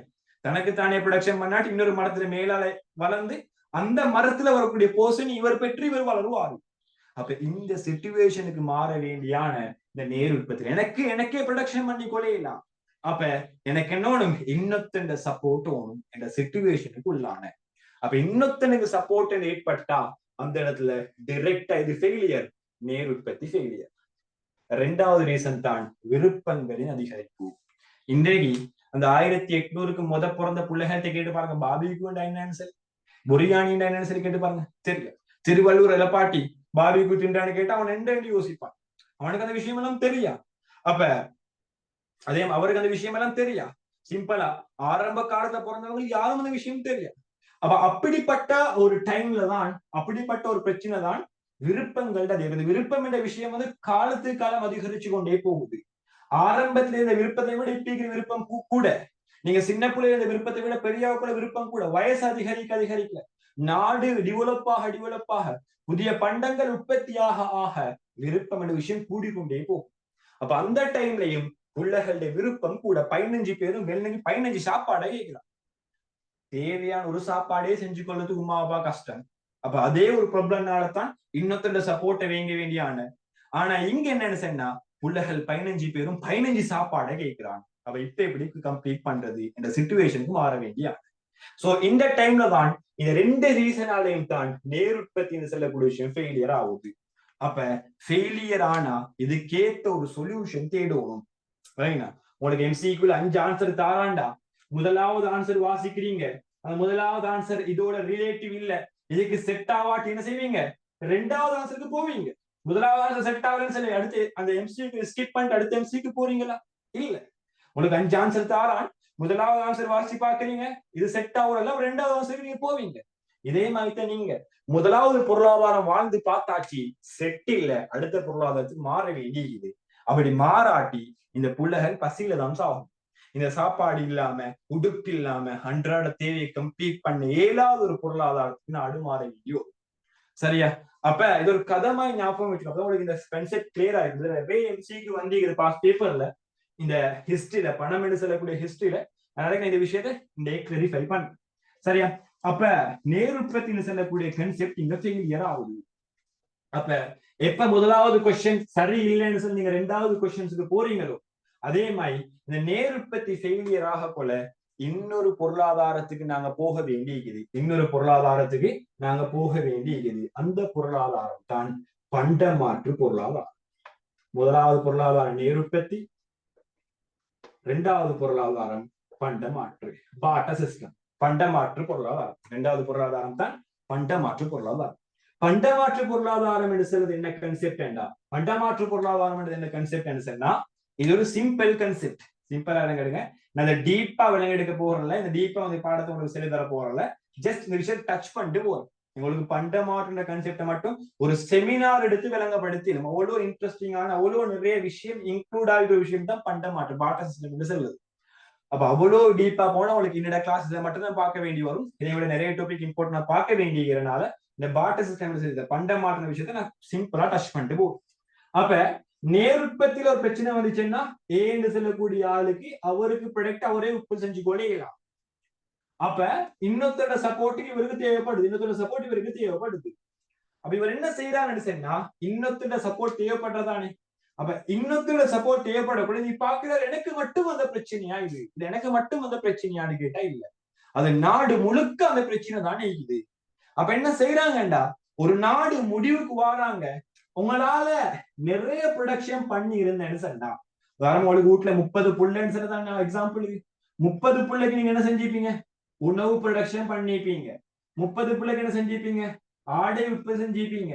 30 பிள்ளைக்கு என்ன செஞ்சிருப்பீங்க, கல்வியை உற்பத்தி செஞ்சு கொடுத்திருப்பீங்க. அப்படி நிறைய வெரைட்டியான ப்ரொடக்ஷன் நீங்க பண்ணி வாரீங்க. சோ இப்படி எல்லாத்துலயும் போக்கஸ் பண்ற சுட்டி தான் உங்களுக்கு ஒரு உற்பத்தியை சரி உருப்படியா செஞ்சு கொள்ளே இல்லை. நிறைய பேர் இந்த கிளாஸ் டைம்ல என்ன செய்வாங்க, போன் அப்படியே ஜூம்ல தானே அப்படியே மினிமைஸ் பண்ணி வாய்ஸ் கேட்கறதானேன்னு சொல்லி பெர்மனண்டா வரவங்க நிறைய பேர் அப்படி செய்வாங்க. வாய்ஸ் கேட்கறதானே யூடியூப்ல வீடியோ பாக்குறது, அப்படி ஃபேஸ்புக்ல போய் பாத்துக்கிறது, கொஞ்ச நேரத்துல போய் வாட்ஸ்அப்ல செக் பண்ணிட்டு வாரது, கொஞ்ச நேரத்துல யார் சரி எல்லாரும் வாட்ஸ்அப்ல உசுரோடு அடிக்கிறாங்கன்னு செக் பண்ணிட்டு வாரது, சம்டைம்ஸ் அவனுக்கு கோல் எடுத்து பேசுறது, சம்டைம் என்ன செய்யறது அப்படி இல்லாட்டி டிக்டாக்கோ இன்ஸ்டாவோ போய் வாரது. அது இப்படி ஒரே வேலைய ஒரு டைம்ல நிறைய வேலை செஞ்சு பார்த்தா நீங்க பாருங்க, ஃபைனல் அந்த கிளாஸ் முடிஞ்சு போய் பாருங்க நான் என்ன வேலையை செஞ்சுக்கிறேன், இந்த ஒரு ஹவர்ல என்ன விஷயத்தை கேப்சர் பண்ணிக்கிறேன்னு பார்த்தா ஒன்றுமே இருக்காது, ஜீரோவா இருக்கும். படிப்பும் சரியா ஏறிக்காது, பேஸ்புக்கும் சரியா கிண்டி பட்டிக்காது, வாட்ஸ்அப்பும் சரியா செஞ்சு பட்டிக்காது, ஒன்றுமே செஞ்சு பட்டிக்காது. அப்ப இதேதான் அந்த கன்செப்டும். அதை குறிப்பிட்ட ஒரு நாள் 24 மணித்தியாலத்துக்குள்ளுக்கு அவரால் உணவுக்கும் போக்கஸ் பண்ணிடலாம், அவரால் ஆடைக்கும் போக்கஸ் பண்ணிடலாம், அவரால் கல்விக்கும் போக்கஸ் பண்ணி எல்லாத்தையுமே உற்பத்தி செய்யலாம். ஆனா இதுல ஏதாச்சும் ஒன்றுக்கு மட்டும் போக்கஸ் பண்ணியிருந்தா அதுல அவுட்புட்டை மட்டும் மேக்சிமைஸ் பண்ணி எடுக்க இந்த 2 ஹவர் போக்கஸையும் கிளாஸ்ல மட்டும் கண்ணுடாம பார்த்து கொண்டு இருக்கிறீங்கன்னு சொன்னா இந்த கிளாஸால கிடைக்கிற ஏதாச்சும் ஒரு அவுட்புட் உங்களுக்கு இம்ப்ரூவ் ஆகும், உங்களோட பாடம் கிளியர் ஆகும். இந்த விஷயத்த டைட்ல போய் வாசிச்சா இன்னும் கிளியரான ஒரு கிளாரிஃபை உங்களுக்கு கிடைக்கும். அப்ப இந்த விஷயத்தை தான் அங்க நடைமுறைக்கு கொண்டு வராங்க. இந்த விஷயம் தான் அங்க நடைமுறை கொண்டு வராங்க. அங்க என்ன செய்யறாங்கன்னு சொன்னா இது மூணையும் போக்கஸ் பண்ணாது ஒன்னால மேக்சிமமா செய்யணுமான ஒரு விஷயம் இருக்கும் தானே. ஒன்றோட உணவு உப்பரிமை செய்யலுமாய்க்கும், உண்டா உடை உப்பரிமை செய்யலுமாய்க்கும், ஒன்னால கல்வியை மேக்சிமம் ப்ரொடக்ஷன் பண்ணியலுமாய்க்கும் சொன்னா அதுல எதை மேக்சிமா செய்யணுமோ அதை மட்டும் போக்கஸ் பண்ண, நோ ப்ராப்ளம். மற்றதையும் போக்கஸ் பண்ணாது. ஒன்றையும் போக்கஸ் பண்ணாத எதை உப்பரிமை செய்யணுமோ அதை மட்டும் போக்கஸ் பண்ணு. அப்ப அதை போக்கஸ் பண்ணி என்ன செய்வோம் சொன்னா அதை மட்டும் போக்கஸ் பண்ணி நாங்க ப்ரொடக்ஷன் செய்ய ஆரம்பிக்கிறோம். இது எப்படி எக்ஸாம்பிள் சொன்னா இந்த கான்செப்ட் நீங்க விடுங்க. இந்த கான்செப்ட் விட்டுட்டு ஜஸ்டா யோசிங்க. இந்த ப்ராப்ளம் எப்ப வரும்னு சொன்னா 2026 இதே கான்செப்ட் நீங்க செய்ய வேண்டி வரும். நிறைய பிள்ளைகள் 2026 ஆகஸ்ட் எக்ஸாம் சொன்னா நீங்க ஒரு மே மாசத்துல எங்க ப்ராப்ளம் ஃபேஸ் பண்ணுவீங்க. என்னால 3 பாடத்தை செய்யலாம் என்ற ஒரு முடிவுக்கு மோஸ்டா நாட்கள் வருவீங்க. எக்கனாமிக்கையும் பிசினஸையும் அக்கௌண்டிங்கை 3 போக்கஸ் பண்ணி படிக்கலாம். என்னால உப்பரிமை செய்யலும் அக்கௌண்டிங் என்று சில ஒரு கன்செப்டுக்கு வருங்க. உங்களுக்கு எல்லாத்தையுமே மேக்சிமைஸ் பண்ணல தான் மேக்சிமமா செய்யணுமான ஒரு பாடமே. அந்த டைம்ல மோஸ்டா நாட்கள் எடுக்கிற டெசிஷன்ஸ் தான் ஒரு 3 பேரை செட் ஆகி கொள்றது. என்ன செய்யற குரூப் ஸ்டடின்ற பேர்ல நிறைய பேர் வீணானவங்க நீக்கிறாங்க. ஆனா நான் சொல்ல உருப்பட்டவன சொல்றேன். குரூப் ஸ்டடி செஞ்சு உருப்பட்டவன சொல்றேன். அவங்க என்ன செய்வாங்கன்னு ஒரு 3 பேரை செட் ஆகி கொள்வாங்க. செட் ஆயிட்டு 3 பேருமே ஏ பி சி ஏபிசி 3 பேர் ஏ சொல்றாரு எனக்கு 3 பாடத்தை உப்பரிமை தனியே படிக்கலாம். நான் என்ன செய்யறேன் கிளாஸ்ல நான் கூட அக்கௌண்டிங்ல மார்க்ஸ் வாரேன். அக்கௌண்டிங்க உப்பரிமை நான் செய்யறேன். என்னால் அக்கௌண்டிங் செய்யணும். இந்த 2 மாசத்துக்குள்ள உப்பரிமை நான் அக்கௌண்டிங்க படிக்கிறேன் என்று சொல்லி அவர் முடிவெடுப்பாரு. அக்கௌண்டிங் முடிவெடுப்பாரு. பி சொல்றாரு எனக்கு பிசினஸ் தான் உப்பரிமை செய்யணும். அக்கௌண்டிங் மண்டை கேறுறதே இல்ல, சேரு படித்தா ஒன்றுமே விளங்குறல்ல. பிசினஸ் உப்பரிமை செய்யணும். பிசினஸ் இன்ட்ரெஸ்டிங்கான பாடம். நான் என்ன செய்யறேன் இந்த எக்ஸாம்ஸ் விட 2 மாசத்துல பிசினஸ் போக்கஸ் பண்றேன்னா ஒரு பிசினஸ் படிப்பாரு. இந்த கன்செப்ட் நீங்க பொய்யான்னு சொன்னா 2026 மேக்கு பாருங்க நடக்கும். மோஸ்டான ஸ்டூடெண்ட்ஸுக்கு நடக்கும். சி சொல்வாரு எனக்கு எக்கனாமிக்கும் மேலா சாரி பிசினஸும் மேலா அக்கௌண்டிங்கும் மேலா. ஆனா எக்கனாமிக்ஸ் சட்டப்படியான பாடம். பிராக்டிக்கலோட நல்ல எக்ஸாம்பிளோட வச்சு செய்யணுமான பாடம். இது ஃபுல்லாவே பிராக்டிக்கலோட எக்ஸாம்பிளோட ரிலேட்டிவான விஷயம் தான். அதனால எக்கனாமிக்கு நல்ல ஓட்டம் உண்டிக்குது, நான் எக்கனாமிக்க செய்யறேன்னு செய்வாங்க. அப்ப சிம்பிளா யோசிங்க. ஏ அக்கௌண்டிங்க மட்டும் படிச்சு யூனிவர்சிட்டி என்டர் ஆகணுமா? ஜெம்ம தலைக்கீழ வச்சு படுத்தாலும் யூனிவர்சிட்டி போகலாம். அக்கௌண்டிங்க மட்டும் ஏ எடுத்து மற்ற 2 டபிள்யூ எடுத்தோம். பி என்று சொல்றால் பிசினஸ்ல உப்பரிமை செய்யறாரு. பிசினஸ்ல 100 out of 100 ஃபைனல் எக்ஸாம் பேப்பர்ல 100க்கு 100 எடுத்துக்கிறார். 100க்கு 100 போடுறல பட் எடுத்து மத்த 2 பாடத்தான் டபிள்யூ ஜனாதிபதி மகனாக அவருக்கு யூனிவர்சிட்டி என்ட்ரன்ஸ் கிடைக்காது. அதே மாதிரி தான் சி என்று சொல்றால் இவர் எக்கனாமிக்க டொப்பா செய்தார். 100க்கு 95க்கு மேல ஃபைனல் எக்ஸாம்ல இவரும் மத்த 2 பாடத்தான் டபிள்யூ ஆயிருந்தா கல்வி அமைச்சரோட மகனா இருந்தாலும் யூனிவர்சிட்டி பெரிய டீண்ட மகனா இருந்தாலும் பிரச்சனை இல்ல, யூனிவர்சிட்டி என்ட்ரன்ஸ் கிடைக்காது. என்ன ஒண்ணும் 3 பாடமும் 3ம் தேவை. ஆனா என்ன ஒன்றுதான் மேக்சிமம் போக்கஸ் பண்ணிடும். இந்த டைம் என்ன செய்வாங்க 3 பேரும் ஒன்று சேருவாங்க. குரூப் ஸ்டடின பேர்ல ஒன்று சேருவாங்க. சி தன்னால செய்யப்பட்ட உற்பத்திய என்ன செய்வாங்கன்னு சொன்னா சி ஏக்கும் படிச்சு கொடுப்பாங்க, பிக்கும் படிச்சு கொடுப்பாங்க. ஏ தன்னால படிச்ச அக்கௌண்டிங் என்ன செய்வாங்கன்னு சொன்னா சி பிக்கும் படிச்சு கொடுப்பாங்க, சிக்கும் படிச்சு கொடுப்பாங்க. பி பிசினஸ் என்ன செய்வாங்கன்னு சொன்னா உப்பரிமா படிச்சுட்டு ஏக்கும் சொல்லிக் கொடுப்பாங்க, சிக்கும் சொல்லிக் கொடுப்பாங்க. இப்ப தன்னால செஞ்ச ப்ரொடக்ஷனும் தனக்கு டீக்குது, தான் அந்த உற்பத்தியை மத்தவனுக்கு கொடுத்து மத்தவன் செஞ்ச உற்பத்தியும் தனக்கிட்ட எடுத்துக்கொண்டே.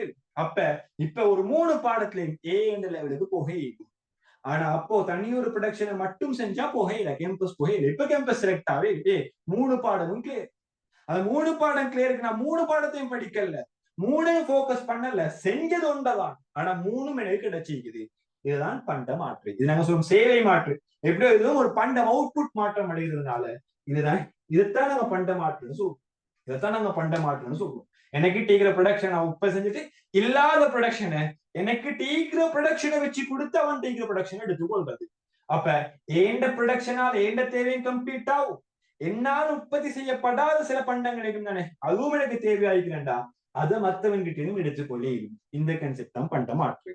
இதுதான் இங்க சொல்லப்பட்ட கன்செப்ட் பண்ட மாற்று விஷயம். அவன் நேர் உற்பத்தி 3ஐயும் போக்கஸ் தன்னால உற்பத்தி செஞ்சு கொள்ளையிலாட்டி ஒன்றை மட்டும் போக்கஸ் பண்ணிட்டு அடுத்தவன்ட்ட உற்பத்தி செய்யாத பண்டங்களை வாங்கி என்ற தேவையை பூர்த்தி செய்யணும். அந்த பொருளாதாரம் தான் இந்த பொருளாதாரம். அந்த பொருளாதாரம் தான் இந்த பொருளாதாரம். அப்ப இந்த பொருளாதாரம் ஃபெயிலியர் இல்லாம இருந்திருந்தா, ஆனா இந்த பொருளாதாரம் இன்றைக்கு நடைமுறை ஈக்குதுதான் இல்லைன்னு இல்ல. சிம்பிளாவே உங்க வீட்டுல இறைச்சி கறி ஆக்குறாங்க, அடுத்த வீட்டுல கோழிக்கறி ஆக்குறாங்க. நீங்க இறைச்சி கறியை கொடுத்து கோழிக்கறி எடுக்கிறது இல்லையா? எடுக்கிறீங்க. அடுத்த வீட்டுல ஏதாச்சும் ஒரு மரக்கறி ஆக்குறாங்க, நீங்க பருப்பாக்குறீங்க, பருப்பை கொடுத்து மரக்கறி எடுக்கிறது இல்லையா? எடுக்கிறீங்க. நீங்க ஏதாச்சும் நூலு செய்றீங்க, அடுத்தவங்க வெள்ள சாப்பாடு வேணும்னு செஞ்சுக்கிறாரு, அந்த பிள்ளைக்கு ஸ்கூல் போற பிள்ளைக்கு நூலு விருப்பம் இல்லை, இல்ல உங்களோட பிள்ளைக்கு நூலு விருப்பம் இல்லை, அடுத்து விட்ட ரொட்டி சுட்டிக்கிறாங்க, நீங்க நூல்ஸை கொடுத்து ரொட்டி எடுக்கிற இல்லையா? எடுக்கிறீங்க. பண்டமாற்ற சிஸ்டம் இன்றைக்கும் நடைமுறை நீக்குது. ஆனா இது ஃபுல் டைமா இல்ல. இதை மட்டும் மக்கள் செஞ்சு தன்னை தேவை இருப்பதை பூர்த்தி செய்யறது இல்லை. ஆனா அந்த டைம்ல பண்டமாற்று பொருளாதாரத்துல பண்டமாற்றம் மட்டும் செஞ்சுதான் அவங்களோட தேவை இருப்பதை பூர்த்தி செஞ்சாங்க. அப்ப அந்த சிஸ்டம் இன்றைக்கு இல்லாததுக்கான ரீசன் இதுலயும் ஏதோ ஒரு வீக்னஸ் இருக்குது. இதுலயும் ஏதோ ஒரு வீக்னஸ் இருக்குது. அந்த வீக்னஸ் என்னன்னு நாங்க பார்ப்போம். இதுல எனக்கு தேவையான வீக்னஸ் மட்டும் நான் குயிக்கா சொல்லிட்டு போறேன். ஏண்டா இந்த விஷயத்தை நான் டீப்பா விளங்கப்படுத்த நான் டைம் போகும். முதலாவது வீக்னஸ் தான் என்னன்னு சொன்னா தேவைகளின் இரட்டை பொருந்துகை இன்மை. தேவைகளின் இரட்டை பொருந்துகை இன்மை. இங்க தேவைகள் ஒன்றோடு ஒன்று மெச்சாவும் இல்ல, ஒன்றோடு ஒன்று மெச்சாவும் இல்ல. இப்படி மெச்சானா சிம்பிள் எக்ஸாம்பிள், உங்களுக்கு பிசினஸ் தெரியா, ஆனா உனக்கு எக்கனாமிக் இருக்குது, ஆனா பிசினஸ் படிச்சவனுக்கு எக்கனாமிக் தேவைப்படுது அப்படின்னா கன்செப்ட் பிரச்சனையே இல்லாம நடக்கும். எக்ஸாம்பிள் எடுக்கிறேன், இங்க பிஎம்சிஏ மட்டும் நான் எடுக்கிறேன். பி ஈகிறாரு, சி ஈகிறாரு. பி படிச்சுக்கிறது பிசினஸ், சி படிச்சுக்கிறாரு எக்கனாமிக். எக்கனாமிக் இவரோட ஆர்ட்ஸ் ஸ்டூடெண்ட்ஸ், இவரோட ஆர்ட்ஸ் படிச்சுக்கிற ஸ்டூடெண்ட்ஸ். ஆர்ட்ஸ் பாடத்துல ஆர்ட்ஸ் எடுத்துறவங்க நிறைய பேர் ரெக்கார்டிங்க பாப்பீங்க. ஆர்ட்ஸ் படிச்சவங்க, ஆர்ட்ஸ் படிச்சவங்களுக்கு உங்களுக்கு என்னது தேவைப்படாது? பிசினஸ் தேவைப்படாது. பிசினஸ் பாடம் சாய்ஸ்லயே இருக்காது. நீங்க எக்கனாமிக்க படிச்சுட்டு நீங்க இடத்தை எதிர்பார்க்கிறீங்கன்னு சொன்னா நீங்க எதிர்பார்ப்பீங்க, நான் எக்கனாமிக்க படிச்சு வச்சுக்கிறேன், எனக்கு யாராச்சும் ஒருத்தர் ஜியோகிராபிய படிச்சு தராதா என்ன எதிர்பார்ப்பீங்க. அப்ப நீங்க எக்கனாமிக்க படிச்சு வச்சுக்கிறீங்க, உங்களுக்கு தேவைப்படுது ஜியோகிராபி. ஆனா இங்க பிஏன்னு சொல்லக்கூடிய பர்சன் பிசினஸ படிச்சு வச்சுக்கிற டொப்பா, ஆனா அவருக்கு ஒன்றும் எக்கனாமிக், அவருக்கு ஒன்றும் எக்கனாமிக். இப்ப இப்படி கொல இவர்கிட்ட பிசினஸ் கொடுத்து இவருக்கு எக்கனாமிக் அடிக்கணுமா? நினைச்சாலும் அடிக்கல. எடுத்தாலும் இவர்கிட்ட தேவையான பண்டம் நீக்குது, ஆனா இவருக்கு தேவையான பண்டம் இவர்கிட்ட இல்ல. இதுதான் ரெட்டை பொருந்துகை இல்லைன்னு சொல்றோம். அப்ப என்ன தேவைப்படுது? எனக்கு தேவையான உத்தர நாடு ஃபுல்லா தேட வேண்டி, அந்த மார்க்கெட் ஃபுல்லா தேட வேண்டியிருக்கும். சம்டைம்ஸ் ஸ்ரீலங்கா ஃபுல்லா தேட வேண்டியிருக்கும். இன்னைக்கு மாப்பிள்ளைக்கு பொண்ணு தேடுறமா, அது பொண்ணுக்கு மாப்பிள்ளை தேடுறமா, 2 பேரோட விருப்பமும் பொருத்தப்படும். பொருத்தப்பட்டாதான் இந்த விஷயம் நடக்கும். யோசிச்சு பாருங்க, உங்க வீட்டுல யாராச்சும் பிரதர்ஸ் அண்ட் சிஸ்டர்ஸ் செய்றீங்கன்னு சொன்னா யோசிச்சு பாருங்க. ஸ்ரீலங்கா ஃபுல்லா மாப்பிள்ளை தேடிப்பாங்க, ஸ்ரீலங்கா ஃபுல்லா பொண்ணு தேடிப்பாங்க, ஆனா செட் ஆகுறது இல்ல. அப்ப இதுக்கே சிலவங்க 1 வருஷம் தேடிப்பான், 6 மாசம் தேடிப்பான், 2 வருஷம் தேடிப்பான், செட் ஆகிக்காது. அப்ப அந்த வேலை தான் நான் டெய்லி செய்ய வேண்டியது. டெய்லி செஞ்சா செட் ஆகுமா? இது அந்த விஷயமே 2 வருஷம் தேடுறதே பெரிய ஒரு அறப்பறையாயிருக்கும். அப்படி இல்லாம அந்த விஷயம் அந்த மாதிரி ஒரு செயற்பாடு, பொன் தேடுற மாப்பிள்ளை தேடுற மாதிரி ஒரு செயற்பாடு நான் டெய்லி செய்ய வேண்டியிருக்குது. அப்ப எப்படி ஒரு பிரச்சனை? இது சின்ன பிரச்சனையா? இல்ல. அப்ப இதுதான் முதலாவது ரீசன், அல்லது இதுக்கு நாம சொல்லுவோம் உடனடி ரீசன் சொல்லுவோம். உடனடி நீங்க ஹிஸ்டரியில படிக்கிறீங்க, 1ஆம் உலகமா யுத்தம், 2ஆம் உலகமா யுத்தம், இதெல்லாம் பிரச்சனை வாரது, யுதகமா யுத்தங்கள் வாரத்துக்கு நிறைய ரீசன் இருக்கும். ஆனா மெயின் ரீசன் உடனடியா இப்ப ஸ்டார்ட் ஆகுறது, இப்ப யுத்தம் ஸ்டார்ட் ஆகுறதுக்கு ஒரு ரீசன் தான் நீக்கும். இதைத்தான் நீங்க பிசினஸ்ல ஹிஸ்டரியில படிச்சுப்பீங்க, உடனடி ரீசன் சொல்லி. அதே மாதிரி இந்த பண்டமாற்று பொருளாதாரம் ஃபெயிலியர் ஆகுறதுக்கு நிறைய ரீசன் நீக்குது. ஆனா பண்டமாற்று வேணாண்டு போறதுக்கு முதலாவது என் உடனடி ரீசன் இந்த தேவைகளின் இரட்டை பொருந்துகை. சம்டைம் கேட்கும் உடனடி ரீசன் சொல்லி. சரியா? இத நோட் அவுட் பண்ணிக்கோங்க.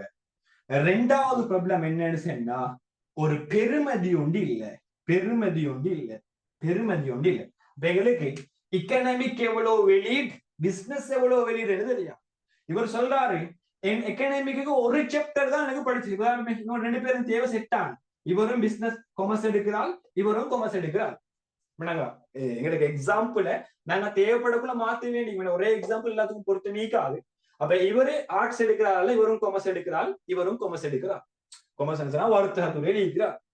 அப்ப இவர் சொல்றாரு எனக்கு பிசினஸ் 100% கிளியர், எனக்கு ஒன்றும் எக்கனாமிக்ல பணம் பாடம் கிளியர் பண்ண ஒண்ணும், மத்த எல்லாம் கிளியர், பணம் பாடம் மட்டும் கிளியர் இல்லை. ஆனா இவன் சொல்றான் எனக்கு எக்கனாமிக் 100% கிளியர், ஆனா பிசினஸ்ல ஒரு மண்ணும் தெரியாது, நான் இருக்குது ஜீரோல.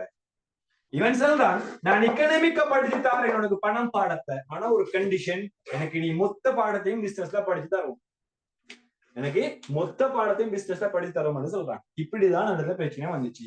இந்த பிரச்சனை வாரத்துக்கான மெயினான ரீசன் சுயநலம், செல்ஃபிஷ். இந்த பெருமதி அளவிட ஏழாண்டு செல்லக்கூடிய பிரச்சனை முதலாவது வாரத்துக்கான ரீசன் செல்ஃபிஷ், சுயநலம். இவன் சுயநலத்துக்கு ஏத்த மாதிரி இவன் ஒரு ஆஃபர் பண்ணுவான், இவன் ஒரு கருத்தை முன்வைப்பான், கான்ட்ராக்ட் இவன் ஒரு முன்வைப்பான். ஆனா அந்த கருத்துக்கு, அந்த எக்ரிமெண்ட்டுக்கு இணங்க இவரும் சுயநல அடிப்படையில தான் யோசிப்பாரு. அப்ப இந்த ப்ராப்ளம் தான் இரண்டாவது ப்ராப்ளம். இவர் சொல்றாரு எனக்கு முழு பாடத்தையும் படிச்சு தரையில, உதாரணமா பணம் பாடம் கைட்ல ஒரு 15 பக்கம் வைப்பவே, நான் என்ன கைட்ல பிசினஸ் 15 பக்கம் படிச்சு தாரேன்னு சொல்லுவாரு. சம்டைம் இது ஒரு மெச்சில்லாத ஐக்கியம். எங்களை பொறுத்த வரைக்கும் மெச் மைனதுக்கு பண்டத்தோட ஒப்பிட கூட உங்களுக்கு மெச்மா ஈக்கா, உங்களுக்கு கிளியர் பண்றதுக்காக சரி. அப்ப இப்படி ஒரு ப்ராப்ளத்தை நாங்க ஃபேஸ் பண்ண வேண்டியது இருந்துச்சு. மூணாவது ப்ராப்ளம் தான் என்னண்டா சேமிக்க வைக்கலா, சேமிக்க இயலா. மூன்றாவது ப்ராப்ளம் சேமிக்க இயலா. இப்ப இந்த ரெண்டு கன்செப்டை முட்டுட்டு நான் ஒரு பண்டத்தை எடுக்கு, உதாரணமா நான் எக்கனாமிக் படிச்சுக்கிற மாதிரி தக்காளி நான் உற்பத்தி செஞ்சுக்கிறேன், தக்காளி. ஆனா இன்னொருத்தர் உற்பத்தி செஞ்சுக்கிறாரு என்ன சொன்னா தளபாடம். தளபாடம் தெரியும் தானே, ஃபர்னிச்சர், கட்டில், மேசை, கூட்டுலம் எல்லாம் தளபாடம் தான். அப்ப எனக்கு தக்காளி உற்பத்தி செஞ்சுட்டு எனக்கு தளவாடம் தேவைன்னு சொல்லி நான் மார்க்கெட்டுக்கு போறேன். ஆனா மார்க்கெட்ல பொதுவா உங்களோட ஏரியாலையும் ஒரு மார்க்கெட், ஒரு சந்தைன்னு சில விஷயம் ஸ்பெஷலா நடக்கிறது வீக்குக்கு ஒரு நாளா தான் நீக்கும். எங்கட ஏரியா எடுத்தா பலங்கோட ஏரியா, பலங்கோட ஏரியால ஸ்பெஷலான மார்க்கெட் ஈகிறது ஒரே ஒரு நாள் ஞாயிற்றுக்கிழமை மட்டும்தான். அப்ப ஞாயிற்றுக்கிழமை நான் போய் இது பாக்குறேன், இந்த ஞாயிற்றுக்கிழமை நாளைக்கு நான் போய் இது பாக்குறேன், தலப்பாடா தக்காளி உற்பத்தி செஞ்சு கொண்டு தலப்பாடம் செஞ்ச கட்டில் ஒன்று தேவைப்பே.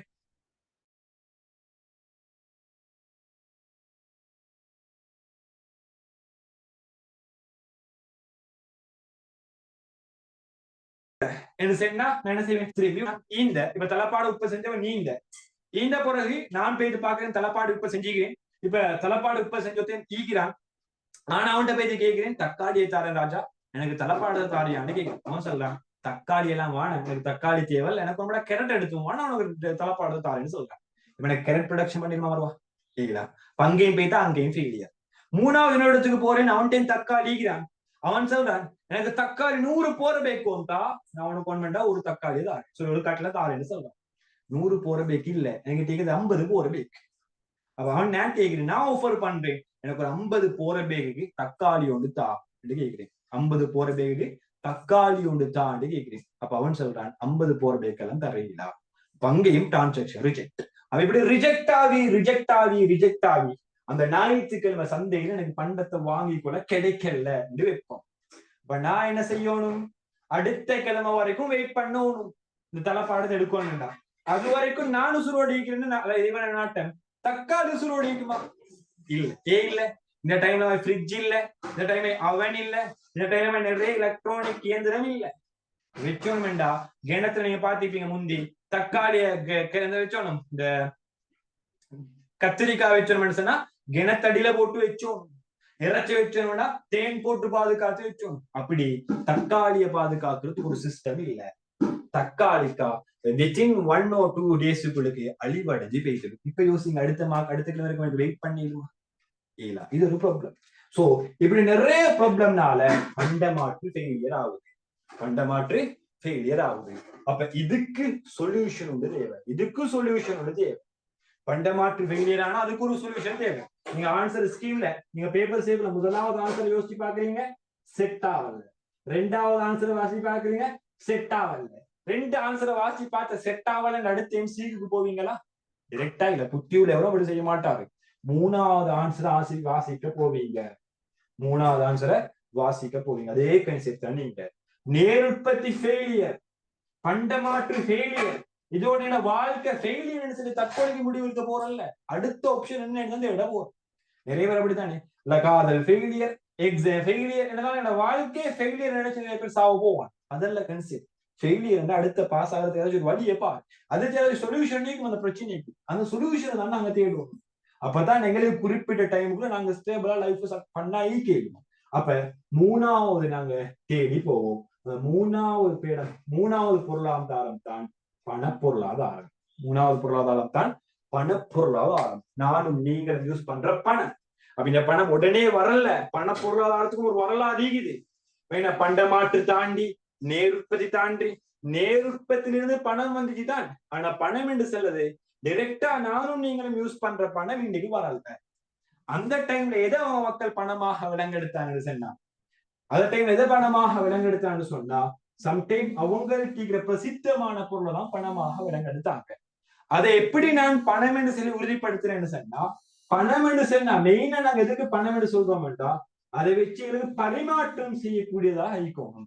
பரிமாற்றம் செய்யறதுக்கு சப்போர்ட்டான ஒரு ஊடகமாக இருந்தா அது எந்த வடிவில் இருந்தாலும் அது பணம் தான். சம்டைம் இது மார்க்கர் தானே, உங்களுக்கு எல்லாரும் தெளிவா இது மார்க்கர். இந்த மார்க்கரை வச்சு நான் ஒரு ப்ராடக்ட வாங்குறேன்னு சொன்னா, இது மார்க்கர் எல்லாரும் பேஸ் பண்ணி பொதுவா ஏற்றுக்கொள்ளப்பட்டு பொதுவா ஏற்றுக்கொள்ளப்பட்டு இதை வச்சு ஒரு ப்ராடக்ட வாங்கிடுமெண்டா, இதை வச்சு ஒரு ப்ராடக்ட் எனக்கு எக்ஸ்சேஞ்ச் பண்ணிடுமே, ப்ராடக்ட் வாங்கிடுமெண்டா, இதுவும் ஒரு பணம் தான். அப்ப பணம் என்று சொன்னா ரெண்டு பண்பு ஈக்கணும். ஒன்று பரிமாற்று ஊடகமாக ஈக்கணும், ரெண்டாவது பொதுவா ஏற்றுக்கொள்ளப்பட்டதாக ஈக்கணும். இப்படி ஏற்றுக்கொள்ளப்பட்ட எதுவும் மார்க்கெட்ல பணம் தான். அப்ப அந்த டைம் என்ன செஞ்சாங்கன்னு சொன்னா, மக்கள் கிட்ட பண்டமாற்று ஃபெயிலியர் ஆகும் ஒரு முடிவுக்கு வராங்க. நாங்க ஒரு விஷயத்த பேஸா வச்சு அதை வச்சு சாப்பாங்கன்னு வாங்கி கொள்வோம். ஏன்னா அந்த விஷயம் எல்லாத்துக்கும் விருப்பமா இந்த எல்லாரும் எடுப்பான் தானே. இப்ப நீங்க கட்டில எடுக்கிறதுக்கு தக்காளி கொண்டு கொடுக்க போல அவனுக்கு தக்காளி விருப்பம் இல்லை, அதனால தக்காளி எடுக்கல. அப்ப எங்ககிட்ட எல்லாத்துக்கும் ஒரு விருப்பமான பொருள் இருக்கும்னு சொன்னா, எங்களுக்கு எந்த பொருள் தேவையோ அந்த பொருள் ஈக்கிற வேண்டாம், அந்த விருப்பமான பொருளை கொடுத்துட்டு எனக்கு அந்த பொருளை எடுத்துக்கொள்ள ஏழுமையே என்னொரு முடிவுக்கு வராங்க. அப்ப எதை விருப்பமான பொருளாக வைக்கிறது, எது எல்லாரும் ஏற்றுக்கொள்ளப்பட்ட பொருளாக இருக்கிறதுன்னு சில நியமிக்க கொள்ள அவங்கிற டைம்ல பிரசித்தமாக சில யூஸ் பண்ணப்பட்ட பொருட்களை தீர்மானிச்சு கொண்டாங்க. அது ஒன்றுதான் யானை தந்தம். யானை தந்தம், அது ஒன்றுதான் உப்பு, அது ஒன்றுதான் சிப்பி, கலட் சிப்பி, அப்படி நிறைய ப்ராடக்டை வச்சுக்கொண்டாங்க. அப்ப இதுவும் சக்சஸாக இருந்திருந்தா நானும் நீங்களும் இன்னைக்கு உப்பதான் வச்சு கிளாஸ் படிச்சுப்போம். நீங்க எனக்கு என்ன செஞ்சுப்பீங்க, பேங்க்ல போய் உப்பை போட்டிப்பீங்க, உப்பிங்களை வந்தீங்க, நான் உங்களுக்கு கிளாஸ் படிச்சு கொடுத்தீங்க. அப்ப இன்றைக்கு அது நடக்கிறது. அப்ப இன்றைக்கு வேற ஒரு சிஸ்டம் இருக்குது அப்படின்னு அர்த்தம் இது ஃபெயிலியர் ஆகிக்கும். இதுல என்ன கன்செப்ட் என்ன சொன்னா, யானை தந்தம் ஏன் ஃபெயிலியர் ஆனு சொன்னா அவைலபிள் குறைவு. அவைலபிள் சஃபிஷியன்ட் அவைலபிள், எங்களுக்கு போதுமான அளவு நாட்டுல அவைலபிள் இந்த பண்டம். யோசிச்சு பாருங்களேன், இந்த பண்டம் நாட்டுல போதுமான அளவு அவைலபிள் இல்லை. ஏன்னா யானை ஸ்ரீலங்கால எத்தனை யானை மேக்சிமம் ஒரு 200 யானை, ஒரு 300 யானை, மேக்சிமம் 1000 யானை. 1000 யானையும் தேடி பார்த்தா எல்லா யானைக்கும் தந்தமே இல்லை, அது ஒரு பிரச்சனை. 1000 யானையும் தான் எல்லா யானைக்கும் தந்தமே, ஆண் யானைக்கு மட்டும் தந்த மீக்குன்னு நினைக்குது. அப்ப யானைக்கு ஆண் யானைக்கு தான் தந்த மீக்கு. சோ தந்த மீக்கிற யானை நாட்டு ஒரு 500 யானைக்கு தந்த மீக்குது.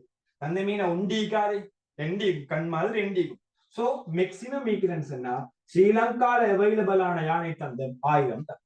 1000 பேரை வச்சு இன்றைக்கு நடைமுறையில ஸ்ரீலங்கோட சனத்தொகை 2.2 கோடி, 2.22 மில்லியன், 2.2 கோடி மக்களை தேவை பூர்த்தி செய்யணுமா 1000 பண்டத்தை வச்சு? ஏலா. இதையும் ஜனாதிபதி, பணக்காரன், அரசியல்வாதிகள் எடுத்துக்கொண்டா மத்தவன் சாப்பாடுதான் மண்ணை தான் தின்ன வேண்டிய. அப்ப இது ஒரு பிரச்சனை, அவைலபிள் இல்ல. ரெண்டாவது பிரச்சனை உப்பு. உப்பு என்ன செய்யணும், பராமரிப்பு. உப்பு வாங்குறதுக்கு 15 ரூபா கொஸ்டா, உப்பை பராமரிக்கிறதுக்கு 45 ரூபா கொஸ்ட் போகும். தண்ணியை வச்சு பயன்படுத்தி அது கரையாம பயன்படுத்தணும். உப்பு இப்ப யோசிச்சு பாருங்க, தங்கத்தை நீங்க எப்படி பராமரிக்கிறீங்க, லாச்சில போட்டு லொக் பண்ணி பெரிய ஒரு ஏற்பாடு செய்றீங்க. அப்ப அந்த லெவலுக்கு இந்த உப்பு பொறுமதியா இருந்திருந்தா எவ்வளவு பாதுகாப்பு இருக்கணும். சம்டைம் உப்பையும் விட பாதுகாப்பு கொஸ்ட் கூட. அதனாலதான் உப்பும் ரிஜெக்ட். அதேமாதிரி கடல் சிப்பி, கடல் முத்தெல்லாம் எடுக்கிறதுக்கு உயிரை பணம் வச்சு போகணும். பேய்த்தவனுக்கு மட்டும்தான் அது விஷயம் கிடைக்கும், எல்லாத்துக்கும் கிடைக்காது. அப்ப இங்க இந்த பொதுவா எல்லாரும் ஏற்றுக்கொள்ளப்பட்டதுதான், ஆனா அவைலபிள் பணம் என்ற விஷயத்துல அவைலபிலிட்டி எல்லாத்துக்கும் அவைலபிள் ஆகிடும். எல்லாரும் அதுல கண்ட்ரிபியூஷன் பண்ணி பரிமாற்றம் செய்யக்கூடியது ஆகிக்கணும். பட் அந்த ஆப்ஷன் இந்த 3க்கும் இல்லா சுட்டி, இந்த 3ம் கேள்வி ரிஜெக்ட். இதான் ஆரம்பத்தை பயன்படுத்தப்பட்ட பணம். நாங்க சொல்லுவோம் இதுக்கு பண்டப்பணம் என்று சொல்லுவோம், பண்டப்பணம்.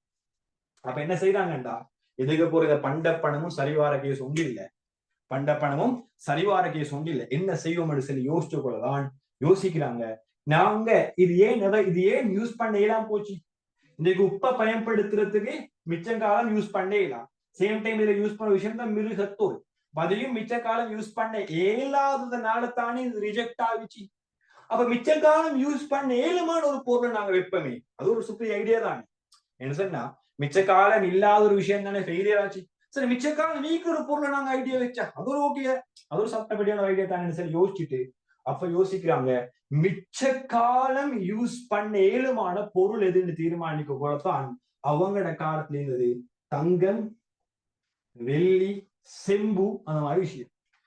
செம்பு இப்ப நிறைய பேருக்கு நாங்க சொல்லுனே ஃப்ரெண்ட்ஷிப்ல சொல்லுவாங்க இவங்க செம்புன்னு சரி, செம்புன்னு விளப்பம் இல்லாத கேஸ் நாங்க செம்புன்னு சொன்னேன். ஏரியால அப்படி சொல்லுவாங்க. அப்படி செல்றதுக்கான ரீசன் இதுதான். ரீசன் இது நிறைய பேருக்கு தெரியும். ஏன் செம்புன்னு செல்றதுக்கான ரீசன் தெரியும். ஏன்னு சொன்னா செம்பு அந்த பண்டம், தகரம் அந்த பண்டம் நீண்ட காலம் பயன்படுத்தியதும் தான்.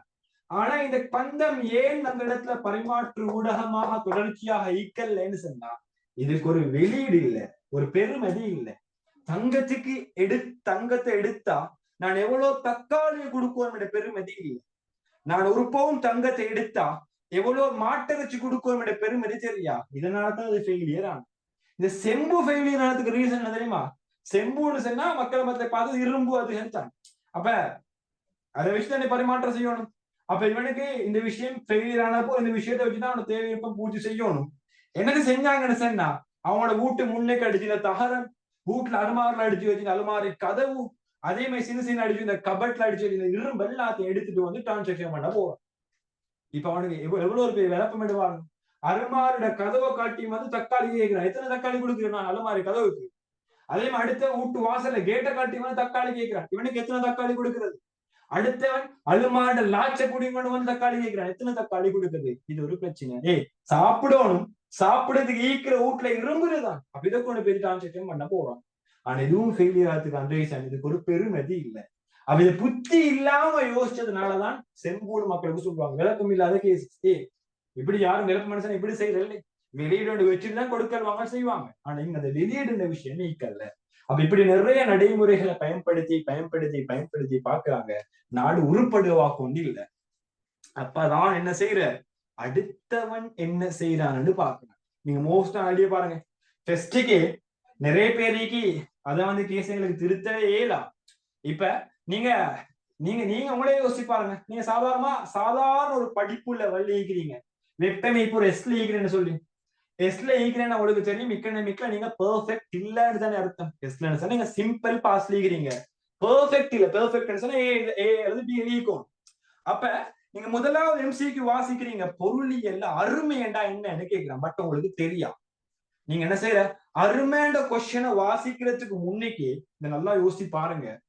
அருமைண்ட கொஸ்டினை வாசிக்கிறதுக்கு முன்னிக்கு இல்லாட்டி முதலாவது எம்சிக்கு நீங்க பாக்குறதுக்கு முன்னிக்கு அடுத்தவண்ட பேப்பரை நீங்க ஃபர்ஸ்ட்டுக்கு பாக்குற இல்லைன்னா உங்களோட பேப்பரை பார்த்துட்டு உங்களுக்கு தெரியாட்டுதான் அடுத்தவன்ட்ட ஒன்னாவது கெந்தேன் ரெண்டாவது கெந்தேன்னு கேட்கிறேன். இதே கன்செப்ட் தான் நீங்க ஸ்ரீலங்கா இதுவரைக்கும் தன்னால் ஏழுமான விஷயம் எல்லாம் செஞ்சு பார்த்தாச்சு. பட் சக்சஸ் இல்ல, சரியான ஆன்சர் தெரியா. அப்பதான் என்ன செய்யற நீங்க அடுத்தவன் ஆன்சர் எட்டி பாக்குற மாதிரி ஸ்ரீலங்கா அடுத்த நாட்டை எட்டி பாக்குறான். என்ன நடக்குதாங்க இதுக்கு முதல் இந்த கன்செப்ட் இங்க இந்த மற்ற நாடுகள் இதுக்கு எப்படி சொல்யூஷன் காணுது என்று பார்க்க போலதான் ஸ்ரீலங்கா கண்டுபிடிக்கிறாங்க. ஏதோ ஒரு நாணயத்தை வச்சு சாமான் வாங்குறாங்க, ஏதோ ஒரு பேப்பரை வச்சு நாடு சாமான் வாங்குறாங்க. அப்ப இந்த கன்செப்ட் நாங்க ஸ்ரீலங்கா நடைமுறை கொண்டு வந்தா சக்சஸ்ஃபுல்லா ஆயிக்குமேன்னு சொல்லி ஸ்ரீலங்கா டிசைட் பண்றாங்க. டிசைட் பண்ண கூட இருந்த ஜனாதிபதி தான் டிஎஸ் சேனாநாயக்க. சரியா? டிஎஸ் சேனாநாயக்க. இது சம்சங் கேட்டு வராது, தெரிஞ்சு வச்சுக்கோங்க. உங்களுக்கு லைஃப்ல ஃபியூச்சர்ல தேவைப்படும் டிஎஸ் சேனாநாயக்க. அப்ப டிஎஸ் சேனாநாயக்க தீர்மானம் எடுக்கிறாரு, இந்த மாதிரி ஒரு விஷயத்தை நாங்க நடைமுறைப்படுத்துவோம். ஆனா ப்ராப்ளம் என்ன? அதை யாரு உற்பத்தி செய்யணும், யாரு மெயின்டைன் பண்ணணும், அது தொடர்பான அறிவு ஸ்ரீலங்கா லீக்குதான்னு கேட்டா இல்லை. என்ன ஒரு விஷயம் செய்யணுமெண்டா அது தொடர்பான ஆரம்ப அறிவு தேவை. பிளைட்டை படைக்கணுமெண்டா, பிளைட் உருவாக்கணும்டா, பிளைட் உருவாக்கினொத்தன்ட்டு அறிவு தேவை. இக்கனாமிக் நீங்க படிக்கணுமெண்டா, இக்கனாமிக் படிச்சொத்தன்ட்டு அறிவு தேவை. அப்பதான் எக்கனாமிக் படிக்க அதே கன்செப்ட் தான் நீங்க. அப்ப இங்க சல்லி அச்சடிக்கணுமெண்டா ஸ்ரீலங்கால சல்லி அடிக்கிற புத்தி அவனுக்கும் தெரியும். ஆனா களவு செய்யற புத்தி எல்லாத்துக்கும் தெரியும். சல்லிய களவான்ற ஐடியா ஈக்குது, ஆனா அந்த களவாண்டதுக்கு இவனை சல்லி அச்சடிக்கிறதுக்கான ஐடியா ஸ்ரீலங்கால இல்லை. அப்ப என்ன செய்யற, திருப்பி 1948 ஸ்ரீலங்காவே வான நீ வச்சுக்கோன்னு சொல்லி ஆங்கிலேயர் செப்பாட் போனாங்க. ஸ்ரீலங்கா வானமே ஸ்ரீலங்காவுக்கு சுதந்திரத்தை தந்துட்டு போறாங்க.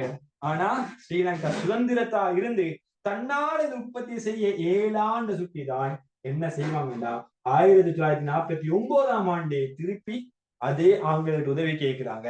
எனக்கு இதமா ஒரு சிஸ்டத்தை செஞ்சுதாங்க, இந்த பணம் அச்சடிக்கிறதுக்கு ஒரு சிஸ்டத்தை எனக்கு செஞ்சுத்தாங்க என்று கேட்கிறாங்க. அப்பதான் பணத்தை அச்சடிக்கிறதுக்கு நடவடிக்கை எடுக்கிறாங்க. அப்ப பணத்தை அச்சடிக்கிறதுக்கு அவன் சொல்லலாம், முதலாவது ஒரு சட்டம் தேவை. ஒரு நாட்டுல நிறுவனம் உருவாக்க சட்டம் தேவை. அது நீங்க பிசினஸ்ல படிச்சுக்கீங்க, விசேட சட்டம் பொது சட்டம் என்று 2 இருக்குது. விசேட சட்டம் என்ன சொன்னா, ஒரு குறிப்பிட்ட நிறுவனத்தை உருவாக்குறதுக்கு அதுக்காக வேண்டி உருவாக்குற சட்டம் தான் விசேட சட்டம்.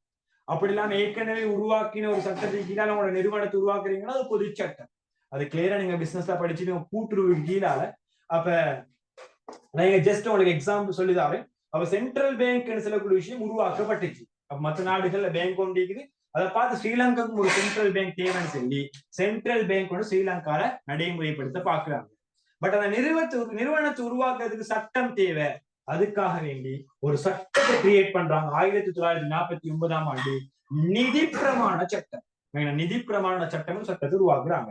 அது சென்ட்ரல் பேங்க் உருவாக்குறதுக்காக வேண்டி உருவாக்கப்பட்ட ஒரு விசேட சட்டம். விசேட சட்டம், ஸ்பெஷல் லெஜிஸ்லேஷன் சொல்றோம். அது விசேட சட்டம் தான் அந்த சட்டம். அப்ப அந்த சட்டத்தை தான் உருவாக்கி சென்ட்ரல் பேங்க் உருவாக்கி சென்ட்ரல் பேங்க் நடைமுறைப்படுத்துறதுக்காக வேண்டி இங்கிலாந்து சென்ட்ரல் பேங்க்ல அந்த டைம்ல இருந்த ஆளுநர் தான் ஜோன் எக்ஸ்டர். அப்ப அவரை கொண்டு வந்து ஸ்ரீலங்கா இப்படித்தான் பணம் அச்சடிச்சோணும், இப்படித்தான் நடவடிக்கை செய்யணும், இந்த விஷயம் தான் செய்யணும்னு சொல்லி எல்லா இன்ட்ரடக்ஷன் அறிவையும் அவன்கிட்ட கொடுத்துட்டு அதை வச்சு அவனோட வேலை செய்ய ஆரம்பிச்சாங்க. அதிலிருந்துதான் ஸ்ரீலங்காக்காக வேண்டி உருவாக்கப்பட்ட பணம் உருவாக்கப்பட்டுச்சு. அதுக்கப்புறம் தான் ஸ்ரீலங்கால பணம் இந்த விஷயம் ஸ்ரீலங்காக்கு ப்ரூஃப்லியா பெர்மனன்ட்லியா வந்துச்சு.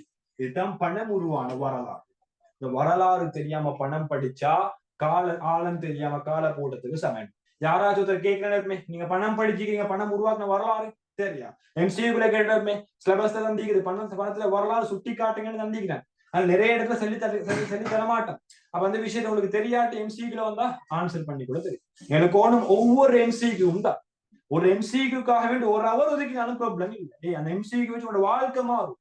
அதனாலதான் கிட்டத்தட்ட உங்களுக்கு 1.5 ஹவருக்கு எடுத்து இந்த இன்ட்ரடக்ஷனை உங்களுக்கு நான் சொல்லி தந்திக்கிறேன். அப்ப அதுக்கு பிறகு ஸ்ரீலங்கா 1952 முதலாவது நாணயம், 1963 முதலாவது தாள் காசு அச்சடிக்கப்படுது. அப்ப தாள் காசை பிரிண்ட் பண்றதுக்கு ஒரு நிறுவனம் தேவை, பிரிண்டிங் பண்றதுக்கு ஒரு நிறுவனம் தேவை. உதாரணமா உங்க வீட்டு முடிக்கிற photo copy machine central bank print அடிக்க மாட்டான்.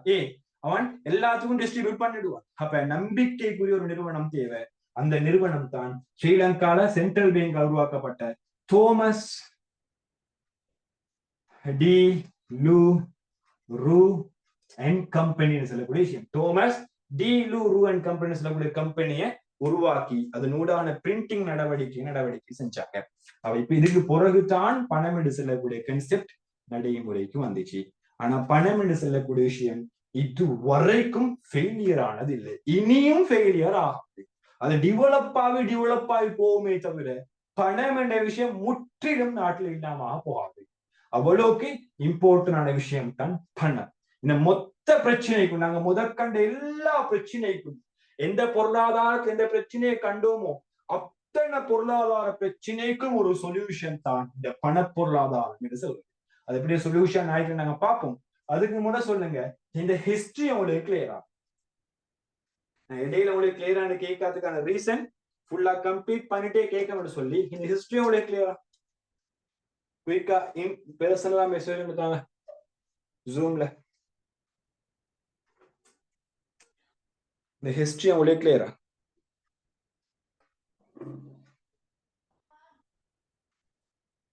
ஓகே, மத்தவங்க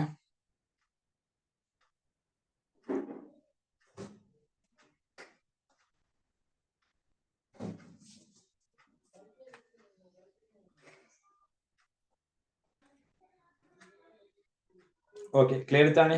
டவுட் கேட்கணும்னு சொன்னா எனக்கு உடனே சொல்லுங்க. அது வாட்ஸ்அப்ல ஏதாச்சும் டவுட் உங்களுக்கு இதுக்கு பிறகு ரெக்கார்டிங் பார்த்து டவுட் கேட்குன்னு சொன்னா எனக்கு ஒண்ணு வாட்ஸ்அப்ல மெசேஜ் பண்ணுங்க. நீங்க கிளாஸஸ் வந்தோ இல்லையோ, அது முக்கியமான விஷயம். கிளாஸஸ் வந்தோ இல்லையோ, எனி டைம் என்ன டவுட் இருந்தாலும், உங்களுக்கு டிகிரி சம்பந்தமான பாடம் சம்பந்தமான டவுட் இருந்தாலும் இந்த கிளாஸஸ் ஜாயின் பண்ணாலும் பிரச்சனை போடுங்க, நான் உங்களுக்கு சொல்லித்தரேன். அது ப்ராப்ளம் இல்லை, யாராயும் பிரச்சனை இல்லை. ஏன்னா எல்லாருக்குமே இலவச கல்வின்றது பொதுவானதுதான். அதனால நீங்க எந்த டவுட் இருந்தாலும் என்னை கட்டாயம் கண்டெக்ட் பண்ணுங்க, நான் உங்களுக்கு கொஞ்சம் கிளாரிஃபை பண்றேன். வித்தின் 1 day இல்லை 2 day. ஏன்னா நிறைய பிள்ளைகிறனால ஃபைனல் எக்ஸாம்ஸுக்கும் ப்ரிப்பேர் ஆகிற நிறைய பேர். அதனால ஏதோ ஒரு நாளுக்குள்ளவே உங்களோட ஆன்சர் கேள்விக்கான ஆன்சர் ரிப்ளை ஆகும். ஓகே, அப்ப உங்களுக்கு ஹிஸ்டரி கிளியர் இல்லாட்ட உங்களுக்கு பாடத்தை செய்யலாம். அப்படித்தானே ஹிஸ்டரி கிளியர். அப்ப இந்த ஹிஸ்டரியை வச்சு அடுத்த விஷயத்துக்கு மூவ் ஆகுறேன். இன்றைக்கு பணம் நாங்க எப்பயுமே கொஸ்டின்ஸுக்கு ஆன்சர் பண்ற மாதிரி ரெடி ஆகும். உங்களுக்கு இன்னும் கிளியர் ஆகும் இந்த கன்செப்ட். நோட்ஸ் கைடை பார்த்து அப்படியே வாசிச்சுட்டு போகாம இதை வச்சு எப்படி கொஸ்டினுக்கான ஆன்சர் கொடுக்குற மாதிரி யோசிப்போம். அப்ப இந்த வரலாறு வச்சு நம்மளுக்கு நிறைய பாயிண்ட் சொன்னேன். இப்படி கொஸ்டின்ஸ் கேட்கணும், இப்படி கொஸ்டின்ஸ் கேட்கணும், இப்படி கொஸ்டின்ஸ் கேட்கணும். அதெல்லாம் நோட் அவுட் பண்ணிக்கோங்க. ஏன்னா அந்த விஷயம் வந்து ஃபைனல் எக்ஸாம்ஸுக்கு தேவை. நீங்க ஃபைனல் எக்ஸாம்ஸுக்கு யோசிச்சப்படாத எப்படி கொஸ்டின்ஸ் வர வேண்டியது. இந்த ஒவ்வொரு பாயிண்டை வச்சுதான் நம்மளுக்கு கொஸ்டின். இதுதான் நம்மளோட பேப்பர். இதை வச்சு கிரியேட் பண்ணதுதான் நம்மளோட ஃபைனல் பேப்பர். நீங்க ஃபைனல் பேப்பருக்கு நிறைய செமினார் போவீங்க. இவங்க எக்ஸ்பெக்டட் கொஸ்டின்ஸ் தருவாங்க, அவங்க எக்ஸ்பெக்டட் கொஸ்டின்ஸ் தருவாங்க, அவங்க தந்த A+ எடுக்கணும். அப்படி ஒரு கன்செப்டே இல்லைங்க. யாரும் பேப்பர் எடுக்கிறவங்க கிளாஸ் செய்யறது, பேப்பர் இருக்கிறவங்க கிளாஸ் செய்யும் மேலாம். சரியா? அதனால இந்த கன்செப்ட் எல்லாம் இப்படிதான் கிரியேட் ஆகுது. ஆனால் இந்த டவுட்ல இந்த விஷயங்களை நீங்க இப்பவே மார்க் பண்ணி கொள்வீங்கன்னு சொன்னா உங்களுக்கு திருப்பி செமினார் விஷயம் யாருமே மீட் பண்ண தேவை. உங்களுக்கு டைரக்டா இந்த விஷயத்தை வச்சு உங்களுக்கு கம்ப்ளீட்டா எக்ஸாம்ஸுக்கு ரெடியாவே. ஓகே, அது தேவையானவங்க எடுத்துக்கோங்க. அப்ப பணம் என்று சொல்லக்கூடிய கன்செப்ட் ஏன் உருவானது என்று பார்த்தோம். எப்படி உருவானது, ஏன் உருவானது, ஏன் பணம் என்ற பொருளாதாரம் வந்ததுக்கான தெளிவான கிளரிஃபை உங்களுக்கு தந்து பாயிண்ட் ஆஃப் பாயிண்ட் ஒவ்வொரு பொருளாதாரமும் தெளிவாக விளங்கப்படுது. இப்ப நான் சொல்றேன், சந்தையில பணம் என்று சொல்லக்கூடிய விஷயம் ஏன் நிலைத்து இருந்துச்சு, ஏன் பணம் என்று சொல்லக்கூடிய விஷயம் இதுவரைக்கும் நிலைத்து இருந்துச்சு என்ற கொஸ்டின் சம்டைம் உங்கள்கிட்ட கேட்கலன்னு பார்க்குங்க. செல்லக்கூடிய பொருளாதாரம் உருவானதில் இருந்து இதுவரைக்கும் எந்த ஒரு ப்ராப்ளமையும் ஃபேஸ் பண்ணல. பணம் என்ற பொருளாதாரம் இதுவரைக்கும் எந்த ஒரு ப்ராப்ளமும் ஃபேஸ் பண்ணல. ஒரு சில பிரச்சனை தவிர, அது பணத்தில் இருந்த பிரச்சனை அல்ல, பணத்தை குணாதி அம்சங்கள் இருந்த ஒரு பிரச்சனை. நாங்க பின்னாடி டிஸ்கஸ் பண்ணுவோம் என்ன பிரச்சனைன்னு சொல்லி. அது இல்லாம பணம் என்று சொல்லக்கூடிய விஷயம் இதுவரைக்கும் ஒரு பிரச்சனையாக வரல. பணத்தால பிரச்சனை வரையிலும், பணத்தால் ஒத்தன் இன்னொத்தனை வெட்டி கொள்ளையிலும், பணத்தால இன்னொத்தன் கொலை செய்யலும், களவாண்டேலும், ஓண்டிய செய்யலும் பணத்துக்காக. ஆனா பணத்துக்காக செஞ்சதுன்னு சொல்லி அது பணத்தால வந்து நாட்டின பிரச்சனையோட அல்ல. அது நீங்களாவே தேடிக்கொண்ட விஷயம். அது இல்லாம முதற்பாத்தமையான பிரச்சனை வராது. சரியா? அப்ப இந்த பணம் என்று சொல்லக்கூடிய விஷயம் ஏன் இதுவரைக்கும் நிலைத்தீங்குதுன்னு சொன்னா, முதலாவது ரீசன் இதனால எந்த பிரச்சனையும் வரல, எந்த பிரச்சனையும் வரல. ரெண்டாவது ரீசன், இதுக்கு என்ன பிரச்சனை வந்துச்சோ, நேர் உற்பத்தியில, பண்ட மாற்றுல, அதே மாதிரி பண்ட பொருளாதாரத்துல என்ன ப்ராப்ளம் வந்துச்சோ எல்லா ப்ராப்ளமுக்கும் பெஸ்டான ஒரு சொல்யூஷன் இவர். நான் சொல்லத்தானே, முதலாவது ஆன்சரை வாசிச்சு பாக்குறீங்க, சக்சஸ் இல்லையா கொஸ்டின்ல, ரெண்டாவது ஆன்சருக்கு போவீங்க. ரெண்டாவது ஆன்சரை வாசிச்சு பாக்குறீங்க, சக்சஸ் இல்லையா, மூணாவது ஆன்சருக்கு போவீங்க. மூணாவது ஆன்சர் சக்சஸ் ஆக இருந்தா நாலாவது மஞ்சள் வாசிக்கணுமா தேவையில்ல. உங்களுக்கு கன்ஃபார்மா தெரியுங்கிறதான் நான் அடிச்சுட்டு வர வேண்டியதான். சம்டைம் உங்களுக்கு கான்பிடென்ட் இல்லாட்டி வேற ஆன்சர் வாசிச்சிடும், அதுவும் ஃபுல்லாவே இதோட செட் ஆகாத நீக்கும். அப்ப மூணாவது ஆன்சர் தான் இந்த பொருளாதாரம். அப்ப இந்த பொருளாதாரம் இதுக்கு வந்த ரெண்டு பிரச்சனைக்கும் தீர்வு கொடுத்த ஒரு பொருளாதாரம். இந்த கொஸ்டினுக்கான பெஸ்ட் சொல்யூஷன் தான் இது. சம்டைம் உங்களுக்கு டவுட் வரையிலும் கொஸ்டினுக்கான ஆன்சர் ஓகே, இந்த கொஸ்டின் என்னன்னு சொல்லி உங்களுக்கு வரையிலும். ஏண்டா நான் சொன்னதானே, இது ஒரு கொஸ்டினுக்கு எக்ஸாம்பிளா உங்களுக்கு நான் சுட்டி காட்டினேன். இந்த பண்ட மாற்றுன்றது முதலாவது, நேர் பொருளாதாரம் முதலாவது ஆன்சர், ரெண்டாவது ஆன்சர் பண்ட பொருளாதாரம், பண்ட மாற்று, மூணாவது ஆன்சர் தான் பணம். அப்படி இது ரெண்டும் ஃபெயிலியர் ஆகி பணத்துக்கு நீங்க அடிச்சுட்டு வாரீங்க. மூணு கொஸ்டின் கிளியர், ஆனா என்ன கேள்வின்னு சொல்லி சம்டைம் உங்களுக்கு டவுட் ஆகிக்குது. என்ன கேள்விண்டா, தேவை விருப்பத்தை எப்படி பூர்த்தி செய்கிறது அதான் கேள்வி. அப்ப அந்த கேள்விக்கு பெஸ்டான சொல்யூஷன் தான் பணம் பொருளாதாரம். அப்ப ஓகே, அப்ப பண பொருளாதாரம் இதுவரைக்கும் மீட்கிறதுக்கான ரீசன், இந்த ரெண்டு பிரச்சனைக்கும் பெஸ்டான சொல்யூஷன் தான் பணம். இவரை தாண்டி ஒரு சொல்யூஷன் இதுவரைக்கும் நடைமுறைக்கு வரையலாம், வருமாது. சரி, அப்படிப்பட்ட ஒரு ஆள் தான் பணம் என்று சொல்றால். அது பிரச்சனையை எப்படி நீக்கிச்சு, உங்களுக்கு டவுட் தானே, எப்படி நீக்கிச்சுன்னு பார்ப்போம். இதுக்கு இருந்த இந்த ப்ராப்ளம்ஸ எப்படி பணம் என்ற பொருளாதாரம் இல்லாம ஆக்கிச்சு, எப்படி பணம் என்ற பொருளாதாரம் தீர்வு கண்டிச்சுன்னு சொன்னா, தீர்வு காண்றதுக்காக வேண்டி 4 வேலைகளை செஞ்சிச்சு. 4 வேலைகள். இப்ப இது ஆமைகளே, முதலாவது ஒரு ஜனாதிபதி எப்பவுமே ஒரு ஜனாதிபதி நாட்டுக்கு பொருத்தம் இல்ல, நாட்டுக்கு செட் ஆகுறல்லன்னு சொல்லி மக்கள் ஓட் பண்ணி அவரை ரிஜெக்ட் பண்றாருன்னு சொன்னா அவருக்கு அடுத்ததாக வார ஜனாதிபதி அந்த பிரச்சனையை இன்னும் பெருசாக்கினா அடுத்த பயணம் என்ன செய்வாரு, அவரும் சந்தையில ரிஜெக்ட் பண்ணப்பட்டு இன்னொருத்தர் வருவார், அவரும் பிரச்சனையை பெருசாக்கினா அவரும் ரிஜெக்ட். அப்ப அப்படி இல்லாம நாட்டுல 10, 15, 20 வருஷம் மொத்த ஈக்ரான்சன் என்ன அர்த்தம், அவர் ரிஜெக்ட் பண்ணது எந்த ரீசனாலேயோ அந்த ரீசன் இவருகிட்ட இல்ல, அந்த பிரச்சனை இவருகிட்ட இல்ல, இவர் அதை விட பெஸ்டான ஒரு சூப்பர்பான வேலையை செய்யறாரு, அதனாலதான் இவர் பெர்மனண்டான ஒரு பிரசிடென்டா நாட்டுல இருக்கிறாரு. எங்களுக்கு நார்மலா தெரியும், அதே கன்செப்ட் தானே இங்க. ஆனா அந்த கன்செப்ட செய்யறதுக்கு அவர் என்ன செஞ்சிருப்பாரு, இதுக்கு இருந்த ஜனாதிபதிகள் 3 பேர் ரிஜெக்ட் ஆனாங்களே, அது ரிஜெக்ட் ஆனவங்க செஞ்ச வேலை செஞ்ச குறைபாட்டை இல்லாமக்கிறதுக்கு இவங்க சில வேலையை செஞ்சிருப்பாங்க, அந்த ஜனாதிபதி சில வேலையை செஞ்சிருப்பாங்க. அந்த வேலை தான் அவருக்குரிய நடவடிக்கையாக சொல்றோம். அந்த நடவடிக்கையால தான் முதற்பின 3 பேரும் இல்லாம ஒரு பெர்ஃபெக்டா இருக்கிறார். சேம் டைம் அதே கன்செப்ட் தான் நீங்க பண்டமாட்டில் இருந்த பிரச்சனை, நேருட்பத்தில் இருந்த பிரச்சனை, 2 பிரச்சனைக்கும் சொல்யூஷன் பண்றதுக்கு 4 வேலையை பணம் செய்யுது. இதுதான் பணத்துடைய பிரதானமான 4 கர்மம். 4 கர்மத்தை வச்சு இருந்த எல்லா பிரச்சனைக்கும் சொல்யூஷன் கண்டாச்சு. அதுல முதலாவது கர்மம் தான் பரிமாற்று ஊடகம். பரிமாற்று ஊடகம் அதே மாதிரி முக்கியமா விளங்கெடுக்கணும். இந்த 4 கர்மத்தையும் செய்ய ஓணுமெண்டா அவருக்கேணி தனித்திறமை உண்டிக்கும், அவருக்கேணி சரி தனித்திறமை உண்டிக்கும், இல்லாட்டி செய்ய இல்லை. இந்த ஜனாதிபதி 3 ஜனாதிபதியும் செய்யாத ஒரு வேலையை செஞ்சு 3 பேரும் செய்யாத ஒரு வெற்றிக்கு போகணுமேண்டா அவருக்கேண்டி ஹைலைட்டடான ஏதாச்சும் ஒரு திறமைக்கும். நீங்க எக்கனாமிக்கு ஒரு கிளாஸ் போறீங்க, படிக்கிறதா சொல்லித்தர செட் ஆகல, இன்னொரு கிளாஸ் போறீங்க அதுவும் செட் ஆகல, இன்னொரு கிளாஸ் போறீங்க அதுவும் செட் ஆகல, அப்படி இல்லாம இன்னொருத்த போறீங்க செட் ஆகும் நடத்தவேன்னா 3 பேரையும் விட ஸ்பெஷலான ஏதாச்சும் ஒரு திறமை வெட்டிக்கும், அப்பதான் நீங்க பெர்மனண்டா போவீங்க. அதே கன்செப்ட் தான் இங்க. அப்ப இவர் இந்த 4 வேலையை செய்யறதுக்கு இவருக்கு ஹைலைட்டடான குணாதி அம்சங்கள் சில குவாலிட்டி சீக்கணும். அந்த குவாலிட்டி இல்லாத 4 வேலையை பெர்ஃபெக்டா செய்யணும். அதையும் சேர்த்தே நாங்க டிஸ்கஸ் பண்ணி கொண்டிருப்போம், உங்களுக்கு இன்னும் கிளியர் ஆகும். அப்ப அந்த குவாலிட்டிக்கு தான் நாங்க சொல்ற பணத்திட பண்புகள் என்று சொல்ற, பணத்திட பண்புகள் அல்லது பணத்திட சிறப்பியல்புகள் என்று சொல்லுவோம். இயல்புகள் பண்புகள் எல்லாம் உண்டுதானா சரி, சிறப்பியல்புகள் சொல்லலாம். அப்ப இந்த விஷயம் இருக்கிறதுனாலதான் இந்த 4 பெர்ஃபெக்டா செய்யணும். அதை நாங்க ஒவ்வொன்றையா டிஸ்கஸ் பண்ணுவோம். முதலாவது இதை டிஸ்கஸ் பண்ணிட்டோம்னா எனக்கு மோஸ்டா 1.1 முடிஞ்சு, 7.1 முடிஞ்சு. அப்ப பணத்தை எப்பயுமே ஒரு பாடத்துல ஸ்டார்ட் பாயிண்ட் கஷ்டம், இது சம்பந்தமே இல்லை, இது வரைக்கும் படிச்ச பாடத்தோட சம்பந்தமே இல்லாத விஷயம். அப்ப அதெல்லாம் கிளாரிஃபை பண்ணி சொல்லிட்டு ஸ்டார்ட் பாயிண்ட் எங்களுக்கு ஸ்டார்ட் படிய முதலாவது தேர்ச்சி மட்டும் முடிக்கிறது கொஞ்சம் டைம் போகும். அதுக்கு பிறகு எல்லாம் ரிலேட்டிவ் தானே, ஈஸியா முடிச்சுட்டு போயிடும். அதே மாதிரி தான் பண்ணணும். இது முதலாவது எந்த பாடத்துடைய கன்செப்ட் இல்ல தொடர் ஃபில்லா சுட்டி இதுக்கு டைம் பீரியட் எடுக்கும் முதலாவது தேர்ச்சி மட்டும் தான் முடிக்கிறது. அப்பதான் உங்களுக்கு கிளியரா முடியும். நிறைய பேர் யோசிக்கிறாங்க கொஞ்சம் ஸ்லோவா ஆயிடுது, ஸ்லோவா இல்ல, இதுதான் ஸ்பீட். இதே மாதிரி ஸ்பீடா செஞ்சா அவங்களுக்கு பாட முடியும், பிரச்சனை இல்லை. ஆனா மார்க்ஸ் வரும், மார்க்ஸ் எடுக்கிறது டார்கெட். அப்ப 9 மாசத்துல ஒரு டொப்பான ஏனுக்கு போகணும், எல்லாம் கிளிஃபை ஆகிக்கொண்டு போகணும். ஓவரால் எல்லாம் வாகனத்தை நேரா பார்த்து ஹைவேல விட்டு போனோம்னு சொன்னா சைட் கண்ணாடி பார்த்தாலும் துண்டுமியா, சைட் கண்ணாடி அது இது எல்லாத்தையும் பார்த்துட்டு போகணும். அப்பதான் உங்களுக்கு கிளியரா சக்சஸ்ஃபுல்லா பயணத்தை போயிட்டு முடிக்கணும். அதுக்காக வேண்டியதான் இதோட தொடர்பான எல்லா டாபிக்ஸையும் உங்களுக்கு சொல்லிதான். அப்ப ஓகே, படத்துக்கு வரும். பரிமாற்று ஊடகம், பரிமாற்று ஊடகம். இன்றைக்கு இதுக்கு ஒரு பண்டம் என்று சொல்றது பெர்ஃபெக்டான பரிமாற்று ஊடகமாக இல்லாததனாலதான், பெர்ஃபெக்டான பரிமாற்று ஊடகமாக இல்லாததான் பண்டமாற்று பெரிய ஃபெயிலியர் ஆன. ஒரு பெர்ஃபெக்டான பரிமாற்று ஊடகம் இல்ல. எதை வச்சு பரிமாற்றணும் என்று தெரியா. தக்காளியை கொண்டு பேத்தி நான் கட்டில் எடுக்க போனா தக்காளி வானாண்டு ரிஜெக்ட் பண்றான், நான் வேதாச்சு கொண்டு போய் கட்டில் எடுக்க போனா வானாண்டு ரிஜெக்ட் பண்றான். ஒத்தண்ட பேதி கேட்டா தக்காளி கட்டில் எடுக்கிறதுக்கு கேரட்டை கேட்கிறான், இன்னொத்தண்ட பேதி கேட்டா கத்திரிக்காவை கேட்கிறான், இன்னொத்தண்ட பேதி கேட்டா வெங்காயத்தை கேட்கிறான். இதெல்லாம் ப்ரொடக்ஷன் பண்ணி நான் எடுக்கணும் கேட்டா இல்லலாம். அப்ப எல்லாரும் ஒவ்வொரு ஐடியாவும் எல்லாரும் ஒவ்வொரு பண்டத்தை ப்ரொவைட் இதைத்தாங்க நான் உங்களுக்கு கட்டல தான். அப்ப இது எல்லாத்தையும் ப்ரொடக்ஷன் பண்றது ஏடா.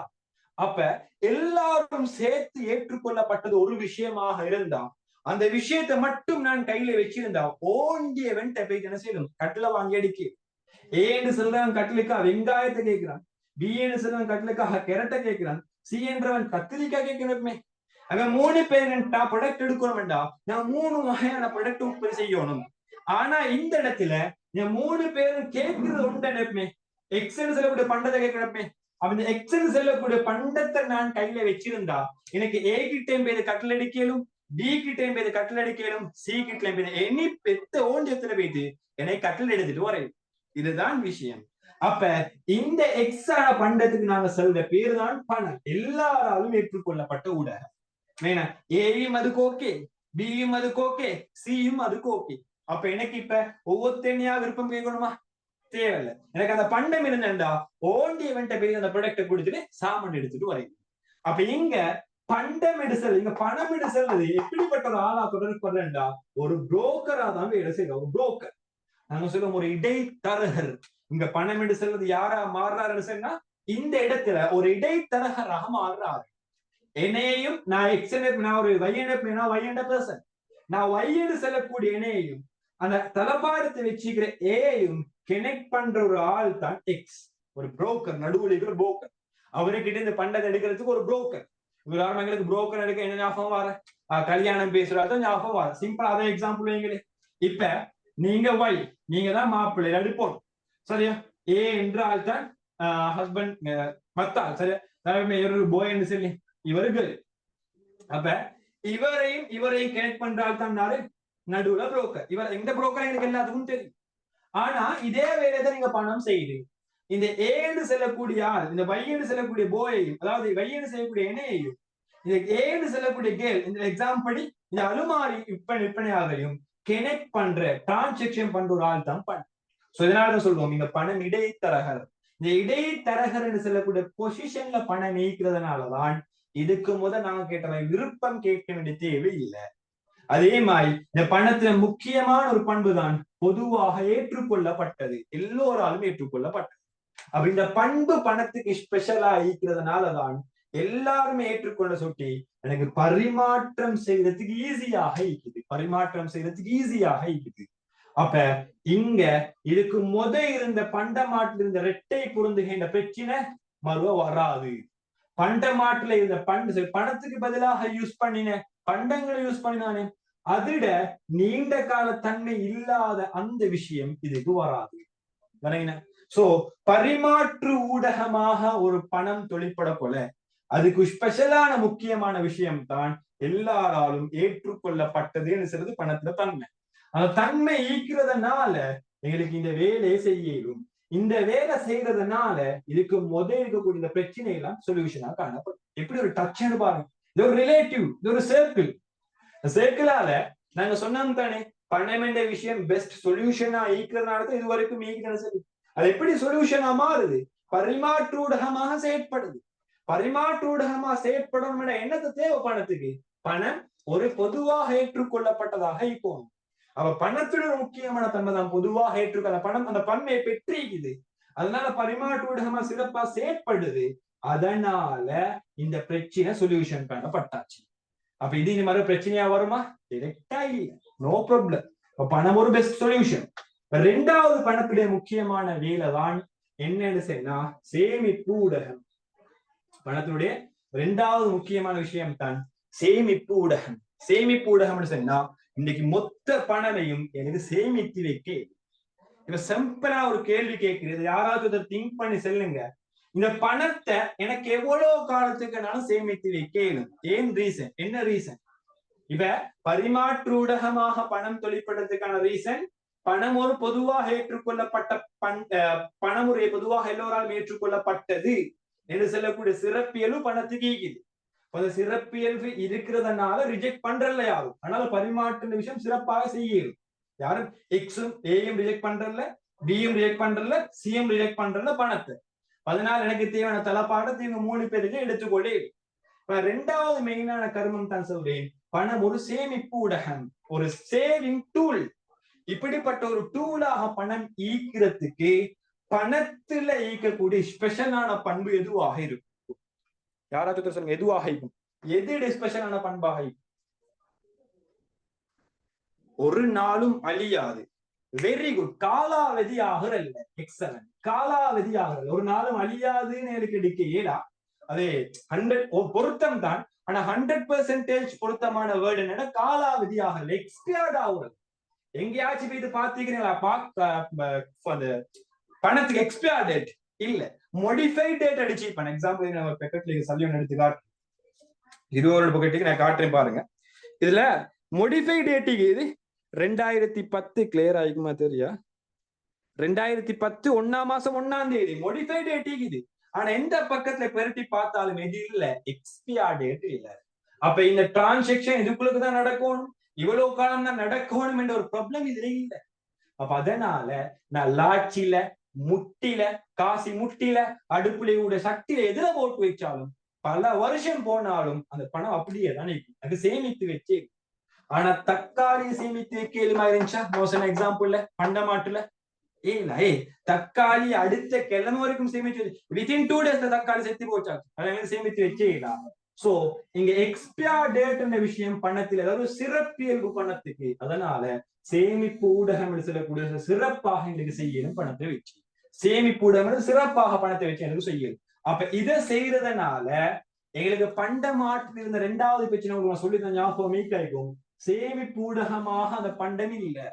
பண்டமாட்ட பாட்ட திசத்துல சேமிப்பு ஊடகமாக அந்த சரி சேமிச்சு வச்சே அந்த பண்டத்தை, அது ஒரு பிரச்சனை நான் உங்களுக்கு சொல்லி தந்தேன். அதுக்கு சிறந்த ஒரு எக்ஸாம்பிளும் சொல்லி தந்தேன். என்ன எக்ஸாம்பிள் உங்களுக்கு சொல்லி தந்தேன்? பண்டமாட்டுல சேமிப்பு ஊடகமாக தொழிற்படாததுக்கான சிறந்த ஒரு எக்ஸாம்பிள் சொல்லி தந்தேன். நான் போய் இது கட்டில் எடுக்க போறேன், இந்த கிழமை செட் ஆகல, அடுத்த கிழமை வரைக்கும் எனக்கு வச்சுக்கொண்டு கீழே தக்காளிய அப்படி உனக்கு எக்ஸாம்பிள் சொல்லி தந்தேன். ஆனா அந்த பிரச்சனை இங்க வரவே வராது. எக்ஸ்பயர் டேட் விஷயம் இல்லவே இல்லை. அதனால சேமிப்பு ஊடகத்தையும் பட்ட சூப்பரா எனக்கு செஞ்சு முடிக்க இடும். பாருங்க, இந்த குவாலிட்டி ஈக்கணும் இந்த வேலையை செய்யறது. இந்த குவாலிட்டி இல்லாட்டி இந்த வேலையை செய்யலாம், இந்த குவாலிட்டி இல்லாட்டி இந்த வேலையை செய்யலாம். அப்ப இதுதான் ரிலேட்டிவ் தான் உங்களுக்கு அந்த பாடம் கனெக்ட் வேணும். அப்ப சேமிப்பு ஊடகமாக ஈக்கணும். சரி, பணம் அந்த காலாவதி ஆகாதது. அதே மாதிரி இதனால எனக்கு இந்த பிரச்சனைக்கு சொல்யூஷன் காணுது. 3வது பணத்துல வேலை தான் இந்த முதக்கூடிய அந்த பிரச்சனைக்கு சொல்யூஷனுக்காக வேண்டி செஞ்ச 3வது வேலை தான் பணம் ஒரு கணக்கீட்டு அலகு, அக்கவுண்டிங் யூனிட் சொல்லுவோம், கணக்கீட்டு அலகு. அப்படின்னு சொன்னா உலகத்தில் இயக்கக்கூடிய எல்லா பண்டத்தையும் பணத்தால எனக்கு சொல்லி முடிக்கும். பணத்தால சொல்லி எல்லா பிரச்சனையும் பணத்தால எனக்கு சொல்லிடும், எல்லா பிரச்சனையும் பணத்தால சொல்லிடும். அதுல ஒரு விஷயம், பணத்தோட சிறப்பியல்பு தான் பணம் அளவிடக்கூடிய ஊடகம். பணம் அளவிடக்கூடிய 3வது சிறப்பியல்பு தான் பணம் அளவிடக்கூடிய ஊடகம். அளவிடக்கூடிய ஊடகம் சொன்னா பணத்தை வச்சு எல்லா விஷயத்தையும் பெருமதி அளவீடு செய்யும். இன்னைக்கு மனுஷன் கிட்னிக்கும் பணத்தால வேலை செய்வாங்க. நீங்க பாருங்க, நிறைய நோட்டீஸ் பண்ணி கிட்னி ஃபெயிலியர், எனக்கு ஒரு 10 கோடி தாங்க, சரி ஒரு 90 லட்சம் தேவை. அதே மாதிரி கண் பொட்டியான கண்ணுக்கும் பணத்துடைய பணத்துல விளையுது. உடம்புல உள்ள ரத்தத்துக்கும் பணத்துல வெளியிடுது. மனுஷனையே பணத்துக்கு விலை பேசுறாங்க. நீங்க ஒரு பொசிஷனுக்கு போறீங்க, சிஇஓட சில இடத்துக்கு போறீங்க, நீங்க டிகிரியோட முடிக்க ஒரு ஜொப்புக்கு போறீங்க, அங்க பேசுறது உங்களோட உடம்போட வேக்கு கூட நீங்க செய்யற சேவைக்கு விலை பேசுறாங்க. அந்த சேவைக்கும் பணத்தால் அளவீடு செய்யணும்.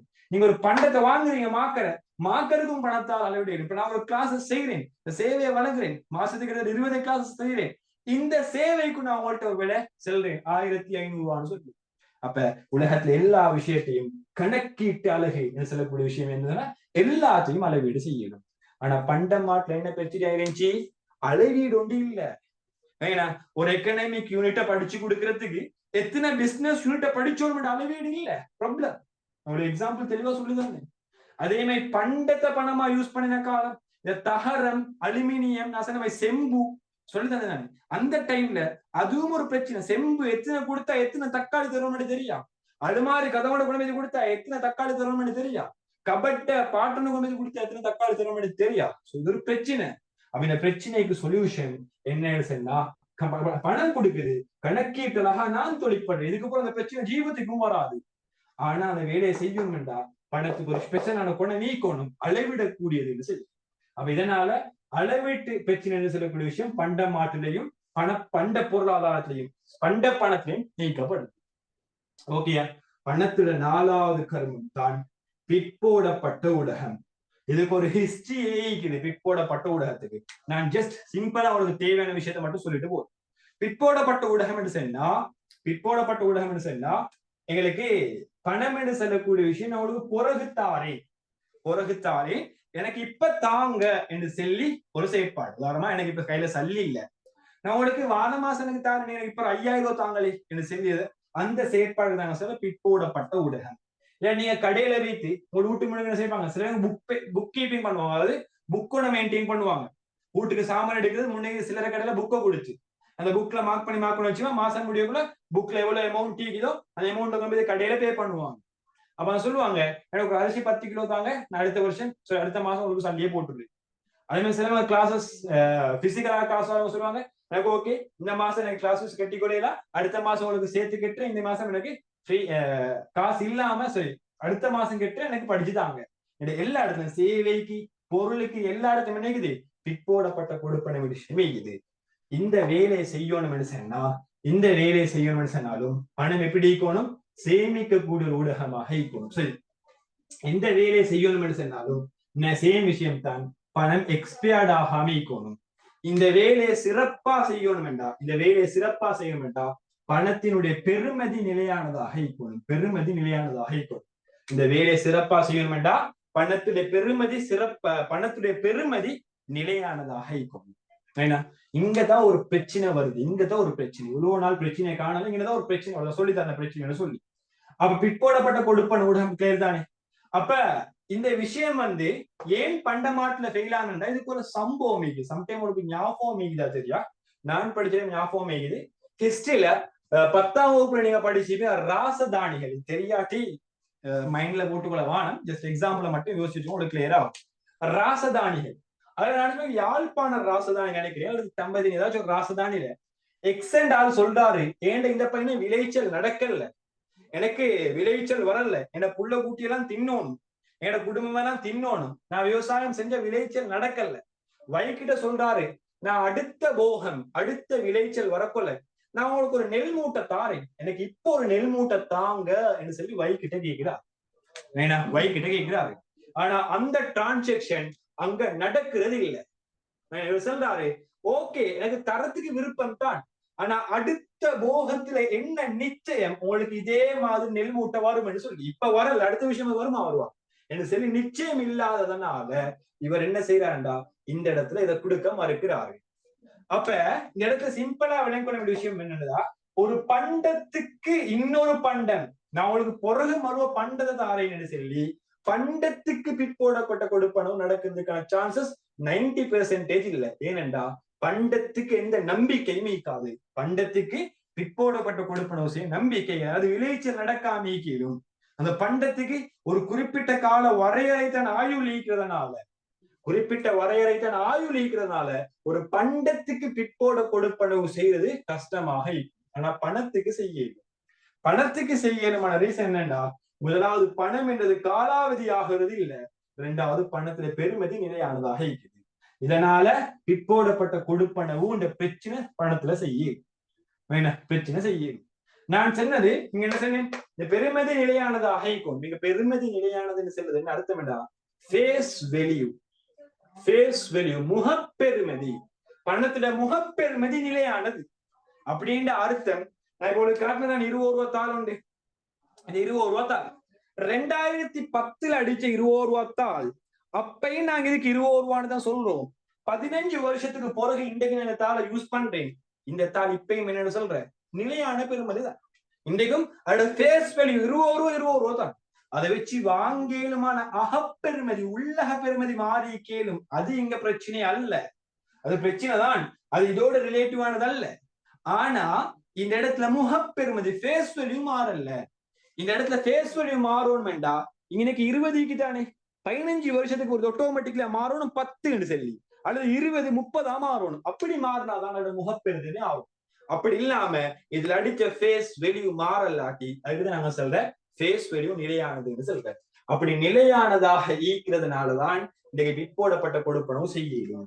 நான் ஒரு 5 வருஷத்துக்கு அப்புறம் 5000 தாரேன் என்று சொல்லி அந்த 5000 வேடிக்கை அப்ப 5000 ரூபாய் அதே முகப்பெருதி கொண்டு சரியா. இந்த விஷயம் இந்த நம்பிக்கை ஈக்கிறதுனாலதான் இன்றைக்கு பைனான்சியல் செக்டர் நிதித்துறையில் இயக்கக்கூடிய நிறைய நிறுவனங்கள் இதை பேஸ் பண்ணி தான் இயங்குது. பாருங்க, நீங்க போய் ஒரு பேங்க்ல கடன் எடுத்து பாரு, கடனை கேளுங்க தருவான். சரி டாக்குமெண்ட்டை சப்மிட் பண்ணா தருவோம். நீங்க யாருன்னும் தெரியா, வீட்டு சொந்தக்காரனும் இல்ல, வீட்டுல கண்டுபட்டவனும் இல்ல, ஏரியாவே தெரியா. ஆனா நீங்க சில டாக்குமெண்ட்டை சப்மிட் பண்ணி நீங்க உறுதி அளிச்சீங்கன்னு சொன்னா உங்களுக்கு தருவான். அப்ப அந்த டைம்ல அந்த யாசதான் இவன் தெரிஞ்சால் இவனுக்கு 100% ஷூர் இவனுக்கு குடும்பம். ஆனா இவங்க கொடுக்கல் நடக்கல. ஆனா இங்க தெரியாத ஆளுக்கு கூட நிதி நிறுவனங்கள் பிறகு தாங்கன்னு சொல்லி பணம் கொடுக்கறதுக்கான ரீசன் இங்க பணத்துடைய பெருமதி நிலையானது, பணம் எக்ஸ்பயர்ட் ஆகாது. அதே மாதிரி பணம் என்ற விஷயம் எல்லாத்துக்கும் கிடைக்கும். உலகத்துல 5000 ரூபாய் தொட்டுட்டு சாகாதவன் ஒண்ணுமே நீக்காது. சொல்லி தொட்டுட்டு செத்தவன் தொட்டி இல்லாம ஒண்ணுமே நீக்காது. உதாரணமா ஒரு குறிப்பிட்ட வயசு வந்தது போறோம், நீங்களும் தொட்டிப்பீங்க. இப்ப நீங்க சம்பாதிக்கிறது இல்ல, ஆனா 5000 ரூபாய் கண்டிப்பீங்க. கண்டில்லாம யாரும் நீங்க மாட்டீங்க. அப்ப அப்படிப்பட்ட ஒரு நம்பிக்கை பணம் என்றது எல்லாத்துக்கும் கிடைப்பனவாக ஈக்கிறதுனாலதான் இந்த பிற்போட கொடுப்பனவு சக்சஸ்ஃபுல்லா செய்யப்படுது. ஆனா அந்த பிரச்சனை இங்க இதுல நடக்கல. இதுல பிற்போடப்பட்ட கொடுப்பனவுக்கு நம்பிக்கை இல்ல, பிற்போட கொடுப்பன அங்க நடக்கவே இல்லை பண்ட மாற்று டைம்ல. அப்ப இது ஒரு பிரச்சனை. அப்ப இப்படி எல்லா பிரச்சனைக்கும் சொல்யூஷன் பணம் கண்டாச்சு. இந்த 4 ஒர்க்க மட்டும் வச்சு, இந்த 4 ஒர்க் செஞ்சா எல்லா ப்ராப்ளமுக்கும் சொல்யூஷன் காணலும். இந்த 4 ஒர்க் செய்யறதுக்கு இந்த பண்புகள் பணத்துல காணப்படணும், பணத்துல காணப்படணும். அதே மாதிரி எக்ஸ்ட்ரா ஒரு விஷயம், இதை தாண்டி ஒரு எக்ஸ்ட்ரா விஷயம், இந்த 4ஐயும் முப்பரிமை செய்யணும் வேண்டாம், 4ஐயும் முப்பரிமை செய்யணும் வேண்டாம். கட்டாயம் பணத்துக்கு திரவத்தன்மை 100% ஈக்கணும். திரவத்தன்மை 100% கட்டாயம் நோட் அவுட் பண்ணிக்கோங்க. இந்த 4 கொடுக்கல் வாங்கல சக்சஸ்ஃபுல் 4ஐயும் செய்யணும் வேண்டாம். நாங்க ஒவ்வொருக்கும் தனித்தனியா தான் பார்த்தோம். இதை செய்யணும் இவர் ஈக்கணும், இதை செய்யணும் இவர் ஈக்கணும், இதை செய்யணும் இவர் ஈக்கணும் பார்த்தோம். ஆனா இந்த 4ஐயும் சேம் டைம் செய்யணும் வேண்டாம். பணத்துக்கு திரவத்தன்மை 100% ஈக்கணும். இல்ல அது செய்யலாம். அதுதானே திரவத்தன்மை. இதை மட்டும் பார்த்து நாங்க இந்த கிளாஸ் முடிப்போம். திரவத்தன்மை என்று சொல்றது, திரவத்தன்மை என்று சொல்றது ஒரு சொத்தை பணத்தாக மாத்த ஏழுமான தன்மை. ஒரு சொத்தை பணத்தாக மாத்த ஏழுமான தன்மை. அது சொத்தா ஈக்கலும், ஏதோ ஒரு உடம்பாக ஈக்கதாச்சும் பிரச்சனை இல்லை. ஒரு விஷயத்தை அதை பணமாக கன்வெர்ட் பண்ணக்கூடிய தன்மைக்கு தான் நாங்க சொல்லுவோம் திரவத்தன்மைன்னு சொல்லுவோம். உதாரணம் இந்த மாக்கரை, இந்த மாக்கரை நான் வாங்கினது 120 ரூபாய்க்கு. இந்த மாக்கரை திருப்பி 120 ரூபாவாக மாத்திர தன்மைக்கு நாங்க சொல்றோம் திரவத்தன்மை. அப்ப திரவத்தன்மை 100% அர்த்தம் என்னண்டா, திரவத்தன்மை 100% அர்த்தம் என்னண்டா, இந்த சொத்தை திருப்பி அதே பணமாக மாத்துறதுக்கு டைம் வேஸ்ட் ஆகல, காலம் விரயம் ஆகல, டைம் எடுக்கல, கூட லென்த்லியான டைம் எடுக்கல, எந்த காலமும் ஆகல. ரெண்டாவது இதுக்கு செலவு செய்யல, இந்த பணமாக மாத்துறதுக்கு இதுக்கு செலவு செய்யல. மூணாவது இதுக்கு ஒரு இடர் இல்ல. அப்படி இருந்தா 100% திரவத்தன்மை. அதாவது காலம் எடுசன்னா இப்ப எப்பவுமே பணத்துக்கு திரவத்தன்மை நாங்க திரவத்தன்மை கணிப்பிட்டது ஒரு சொத்த பணமாக மாத்துறதுக்கு.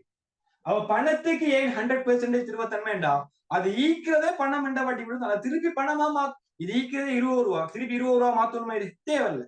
இவர் சரியா தான் நீக்கிறாரு. எக்ஸாம்பிள் உங்க வீட்டுல எடுத்து பாருங்க. பாபா சொல்லுவாங்க 5 பேர் ஈக்கிற, நீயே மூத்த பிள்ளையுமே வளர்ந்துகலன்னு சொல்லுவாங்க. மூத்த புள்ள பெர்ஃபெக்ட், மீதி நாளும் பெர்ஃபெக்ட் இல்ல. வாபா சொல்லுவாங்க மீதி 4 பேருமே மூத்தவனமே வளருன்னு சொல்லுவாங்க. அப்ப நீங்க மூத்தவன் மாறணுமா, மாறத்தேர் அவர் ஈக்கிறது 100% கரெக்ட்.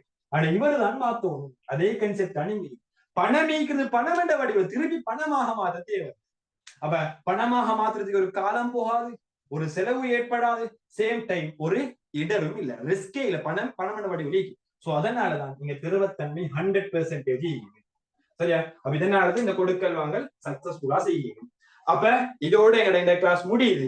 அப்ப இதுக்குமே ஒரு சின்ன விஷயம் உங்களுக்கு செல்லத்துக்காக வேண்டியது, இந்த கன்செப்ட் 7.1ல 90% கிட்ட 75% கிட்ட கம்ப்ளீட்.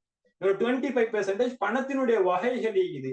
பணத்தினுடைய வகைகள் ஃபைனல் பார்ட் 2ல நிறைய எக்ஸாம்பிள் கேட்ல வந்து பணத்துடைய வகைகள் சம்பந்தப்பட்ட விஷயத்துல அதை இன்ஷால்லா நான் நாளோட ஃப்ரீ கிளாஸ்ல டிஸ்கஸ் பண்ணுவோம். அதுக்கு நான் இன்றைக்கு படிச்ச விஷயங்களை சமரைஸ் பண்ணிட்டு வாரேன். இன்றைக்கு நான் சொல்றது உங்களுக்கு பணம் வேண்டாம் என்னன்னு சொல்லி தந்தேன், பணம் வேண்டாம் என்னன்னு சொல்லி தந்தேன். ரெண்டாவது பணத்தினுடைய ஹிஸ்டரி சொல்லி தந்தேன், ஹிஸ்டரியை சொல்லி தந்தேன். அந்த ஹிஸ்டரிக்குள்ளுக்கு ஃபர்ஸ்டுக்கு பண்ட மாற்றுனா என்னன்னு சொல்லி, நேருற்பத்தின்னு என்னன்னு சொல்லி தந்தேன். நேருற்பத்தி ஃபெயிலியருக்கான ரீசன் சொல்லி தந்தேன், நேருற்பத்தி ஃபெயிலியர். இதுக்கு பிறகு வந்தது பண்ட மாற்று சொல்லி தந்தேன், பண்ட மாட்டுக்கு ஃபெயிலியரை சொல்லி தந்தேன். அதுக்கு பிறகு பண்ட மாட்டுக்கு பிறகு வந்தது பணம். பணத்துல ஒரு முக்கியமான கூறு தான் பண்ட பணம். அந்த பண்ட பணம் ஏன் ஃபெயிலியர் ஆச்சுன்னு சொல்லி தந்தேன், பண்ட பணம் ஏன் ஃபெயிலியர் ஆச்சுன்னு சொல்லி தந்தேன். இதுக்கு பிறகு வந்தான் உலோக பணம், நிறைய பணம் வந்த உலோக பணம், அந்த உலோக பணமே ஃபெயிலியர் ஆச்சுன்னு சொல்லிதான். இதுக்கு பிறகுதான் நானும் நீங்களும் யூஸ் பண்ற சட்ட பணம், அது எப்படி வந்துச்சு, சென்ட்ரல் பேங்க் யாரால வந்துச்சுன்னு சொல்லி ஹிஸ்டரியை சொல்லிதான். அது சட்ட பணம் ஏன் இதுவரைக்கும் நிலைத்தீக்குது, இதெல்லாம் கொஸ்டின்ஸா கேட்கணும். ஏன் இதுவரைக்கும் நிலைத்தீக்குதுன்னு பேசும். அது நிலைத்திறதுக்கான 2 ரீசனை பேசினோம். ஒன்று, இதுக்கு இருந்த எல்லா பிரச்சனைக்கும் பெஸ்டான சொல்யூஷன், இதனால் இதுக்கு பிறகு எந்த ப்ராப்ளமும் வரல, இதுதான் பெஸ்டான ரீசன். இந்த சொல்யூஷன் என்ற கீழால என்னென்ன செயற்பாடுகள் செஞ்சுச்சுன்னு பேசணும். அதுல 4 ஆக்டிவிட்டியை பேசணும். 4 ஆக்டிவிட்டியை செய்யணும்னு சொன்னா சில தன்மைகள் பணத்தை காணப்படும். அதுதான் பணத்துடைய சிறப்பியல் பேசணும். அதுல ஒன்றோட ரிலேட்டிவ் பண்ணி பேசிட்டு இந்த சிறப்பியல் விட எக்ஸ்ட்ரா திரவத்தன்மை சொல்லக்கூடிய விஷயத்தை பேசணும். இந்த விஷயத்த இவ்வளவு விஷயத்த நாங்க இன்றைய கிளாஸ்ல பேசிக்கிறோம். இது வரைக்கும் கிளியரா? ஏதாச்சும் டவுட் இருக்குதா? ஜூம்ல இது வரைக்கும் மீந்தவங்க சொல்லுங்க, இந்த விஷயத்துல ஏதாச்சும் டவுட் இருக்குதா? கிளியர் இல்லாத தன்மை, எனி டவுட்?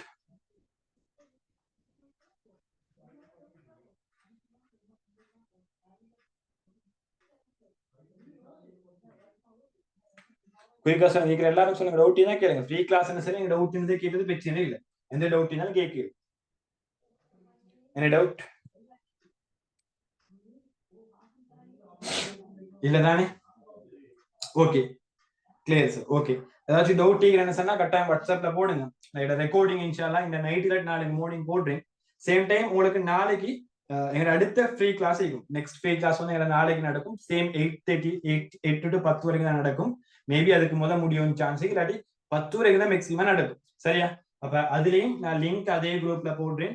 என்னை கண்டெக்ட் பண்ண விரும்புறவங்க, கிளாஸஸ் தொடர்பான பெர்மனண்டா ஜாயின் பண்ண கண்டெக்ட் பண்ண விரும்புறவங்க இந்த நம்பரை கண்டெக்ட் பண்ணுங்க. 076 73 97 445. அப்ப இந்த கண்டெக்ட் நம்பரை நீங்க கண்டெக்ட் பண்ணுங்க. வாட்ஸ்அப் மெசேஜ் இல்லாட்டி கோல் எடுத்தாலும் ஓகே. என்னோட பேர் வசீர். அப்ப இந்த விஷயத்த நீங்க கண்டெக்ட் பண்ணுங்க. உங்களுக்கு பிசிக்கல் கிளாஸஸ் ஜாயின் பண்ணணும்னாலும் பலங்கோட ஸ்மார்ட் அகாடமியில, சேம் டைம் ரத்னபுர ஜீனியஸ் அகாடமியில 2 கிளாஸ் இருக்குது. அதையும் உங்களுக்கு கண்டெக்ட் பண்ணிடுங்க. சேம் டைம் பிசினஸ் கிளாஸஸும் நான் தான் செய்யறேன் ஆன்லைன்ல.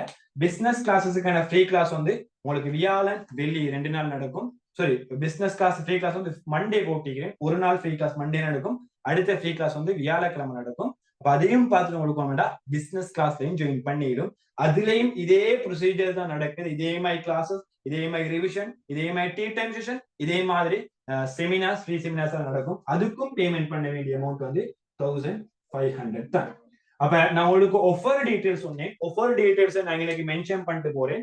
நீங்க ஏ என்ற ஆள் இருந்தா, நீங்க ஏ என்று சொல்லக்கூடிய ஆளாக இருந்தா நீங்க ஜாயின் ஆனது இருப்போம். நீங்க எக்கனாமிக்கோ பிசினஸ் ஏதாச்சும் ஒரு பாடத்துக்கு ஜாயின் ஆனாங்க. உங்களோட ஃப்ரெண்ட் பி, உங்களோட ஃப்ரெண்ட் என்றால் பி. இந்த பி என்றால் உங்களோட ஐடியா நீங்க சொன்னதால ஜாயின் பண்ணிக்கிறீங்க. இப்ப ஜாயின் பண்ணக்கும் உங்களோட பேரை மென்ஷன் பண்ணி சொல்லுவோம். நான் இன்னைக்கு அமலான்னு இருப்பேன். அப்ப அமலா தான் சொன்னாரு சொல்லி சொல்லுவோம். சொன்னா இவர் எக்கனாமிக்கு ஜாயின் ஆனா உங்களோட ஃபீஸ்ல 250 ரூபாய் டிஸ்கவுண்ட், இவர் பிசினஸுக்கும் சேர்த்து ஜாயின் ஆனா இன்னொரு 250 ரூபாய் டிஸ்கவுண்ட் கிடைக்கும். சேம் டைம் இன்னொரு பேர் ஜாயின் ஆறு, பி சி ஒருத்தரம் ஜாயின் ஆறாரு. அவர் எக்கனாமிக்கு ஜாயின் ஆனா இன்னொரு 250 ரூபாய் டிஸ்கவுண்ட், அவர் பிசினஸுக்கு ஜாயின் ஆனா இன்னொரு 250 ரூபாய் டிஸ்கவுண்ட். அப்படி ஒவ்வொருத்தர் எக்ஸ்ட்ரா ஜாயின் ஆகிற பாடத்துக்கு ஏற்ப உங்களோட ஃபீஸ்ல 250 ரூபாய் 250 ரூபாய் டிஸ்கவுண்ட் கிடைக்கும். மொத்தமாக ஒரு மேக்சிமம் 3 பேர் உங்களுக்கு எக்கனாமிக் மட்டும் தான் ஜாயின் ஆகிக்கிறது வைப்போம். உங்களுக்கு 3 பேர் 2 பாடத்துக்கு ஜாயின் ஆனா அவங்க எவ்வளவு காலமிக்கிறாங்களோ அவ்வளவு நாளும் உங்களுக்கு ஃப்ரீ கிளாஸ் நடக்கும். ஃபைனல் எக்ஸாம் வரைக்கும் அவங்க ஈப்பாங்கடா. ஃபைனல் எக்ஸாம் வரைக்கும் உங்களுக்கு ஃப்ரீ கிளாஸ் தான். எந்த பேமெண்ட்டும் பண்ண தேவையில்ல, எல்லாம் ஃப்ரீ. டியூட்ஸ் எல்லாம் ஃப்ரீயா கிளாஸ் கிடைக்கும். சரியா? அப்ப இதை உங்களுக்கு இன்ஃபார்ம் பண்ணுங்க. உங்களுக்கு ஒவ்வொருத்தரும் ஜாயின் பண்ணதால பெர்மனண்டா ஒவ்வொரு மந்த் உங்களுக்கு 250 ரூபாய் ஒவ்வொரு பாடத்துக்கும் டிஸ்கவுண்ட் கிடைக்கும். நீங்க சொல்ல வேண்டிய விஷயம், உங்களோட பேரை மென்ஷன் பண்ணி சொல்லணும். இப்படி ஜாயின் பண்ணிக்கிற புள்ளோட ஐடியாவால நான் வந்தேன், இவங்க சொன்னதால வந்தேன்னு மென்ஷன் பண்ணி சொல்லணும். மென்ஷன் பண்ணி சொன்னா ஒரு நோட் பண்ணிட்டு அவங்க டிஸ்கவுண்ட்டை வந்து நான் மந்த்லி டிஸ்கவுண்ட் சேர்த்து குரூப்ல போடுவேன். அப்ப அதை வச்சு உங்க கிளாஸஸ் ஜாயின் பண்ணிடுவேன். அடுத்து எங்களோட கிளாஸஸ்ல கண்டினியூஸா ஜாயின் பண்றவங்க இந்த கான்டாக்ட் நம்பருக்கு மெசேஜ் போடுங்க. உங்களுக்கு நான் ஒபிஷியல் குரூப்ல ஜாயின் பண்றேன். அதுக்கப்புறம் எங்களுக்கு கண்டினியூஸா இந்த கிளாஸஸ்ல உங்களுக்கு ஜாயின் பண்ணி ஏ என்று சொல்லக்கூடிய ரிசல்ட்ஸை இன்ஷா அல்லாஹ் உறுதிப்படுத்த இயலும். சரியா? அப்ப இதுவரைக்கும் கலந்து கொண்டு கேட்டுக்கொண்டிருந்து சப்போர்ட் பண்ணின எல்லாத்துக்கும் ஜஸாக்கல்லாஹ் ஹைரன். தேங்க்யூ. மறுவா இன்ஷா அல்லாஹ் நாளைக்கு இதே மாதிரி ஒரு ஃப்ரீ கிளாஸ்ல நாங்க சந்திப்போம்.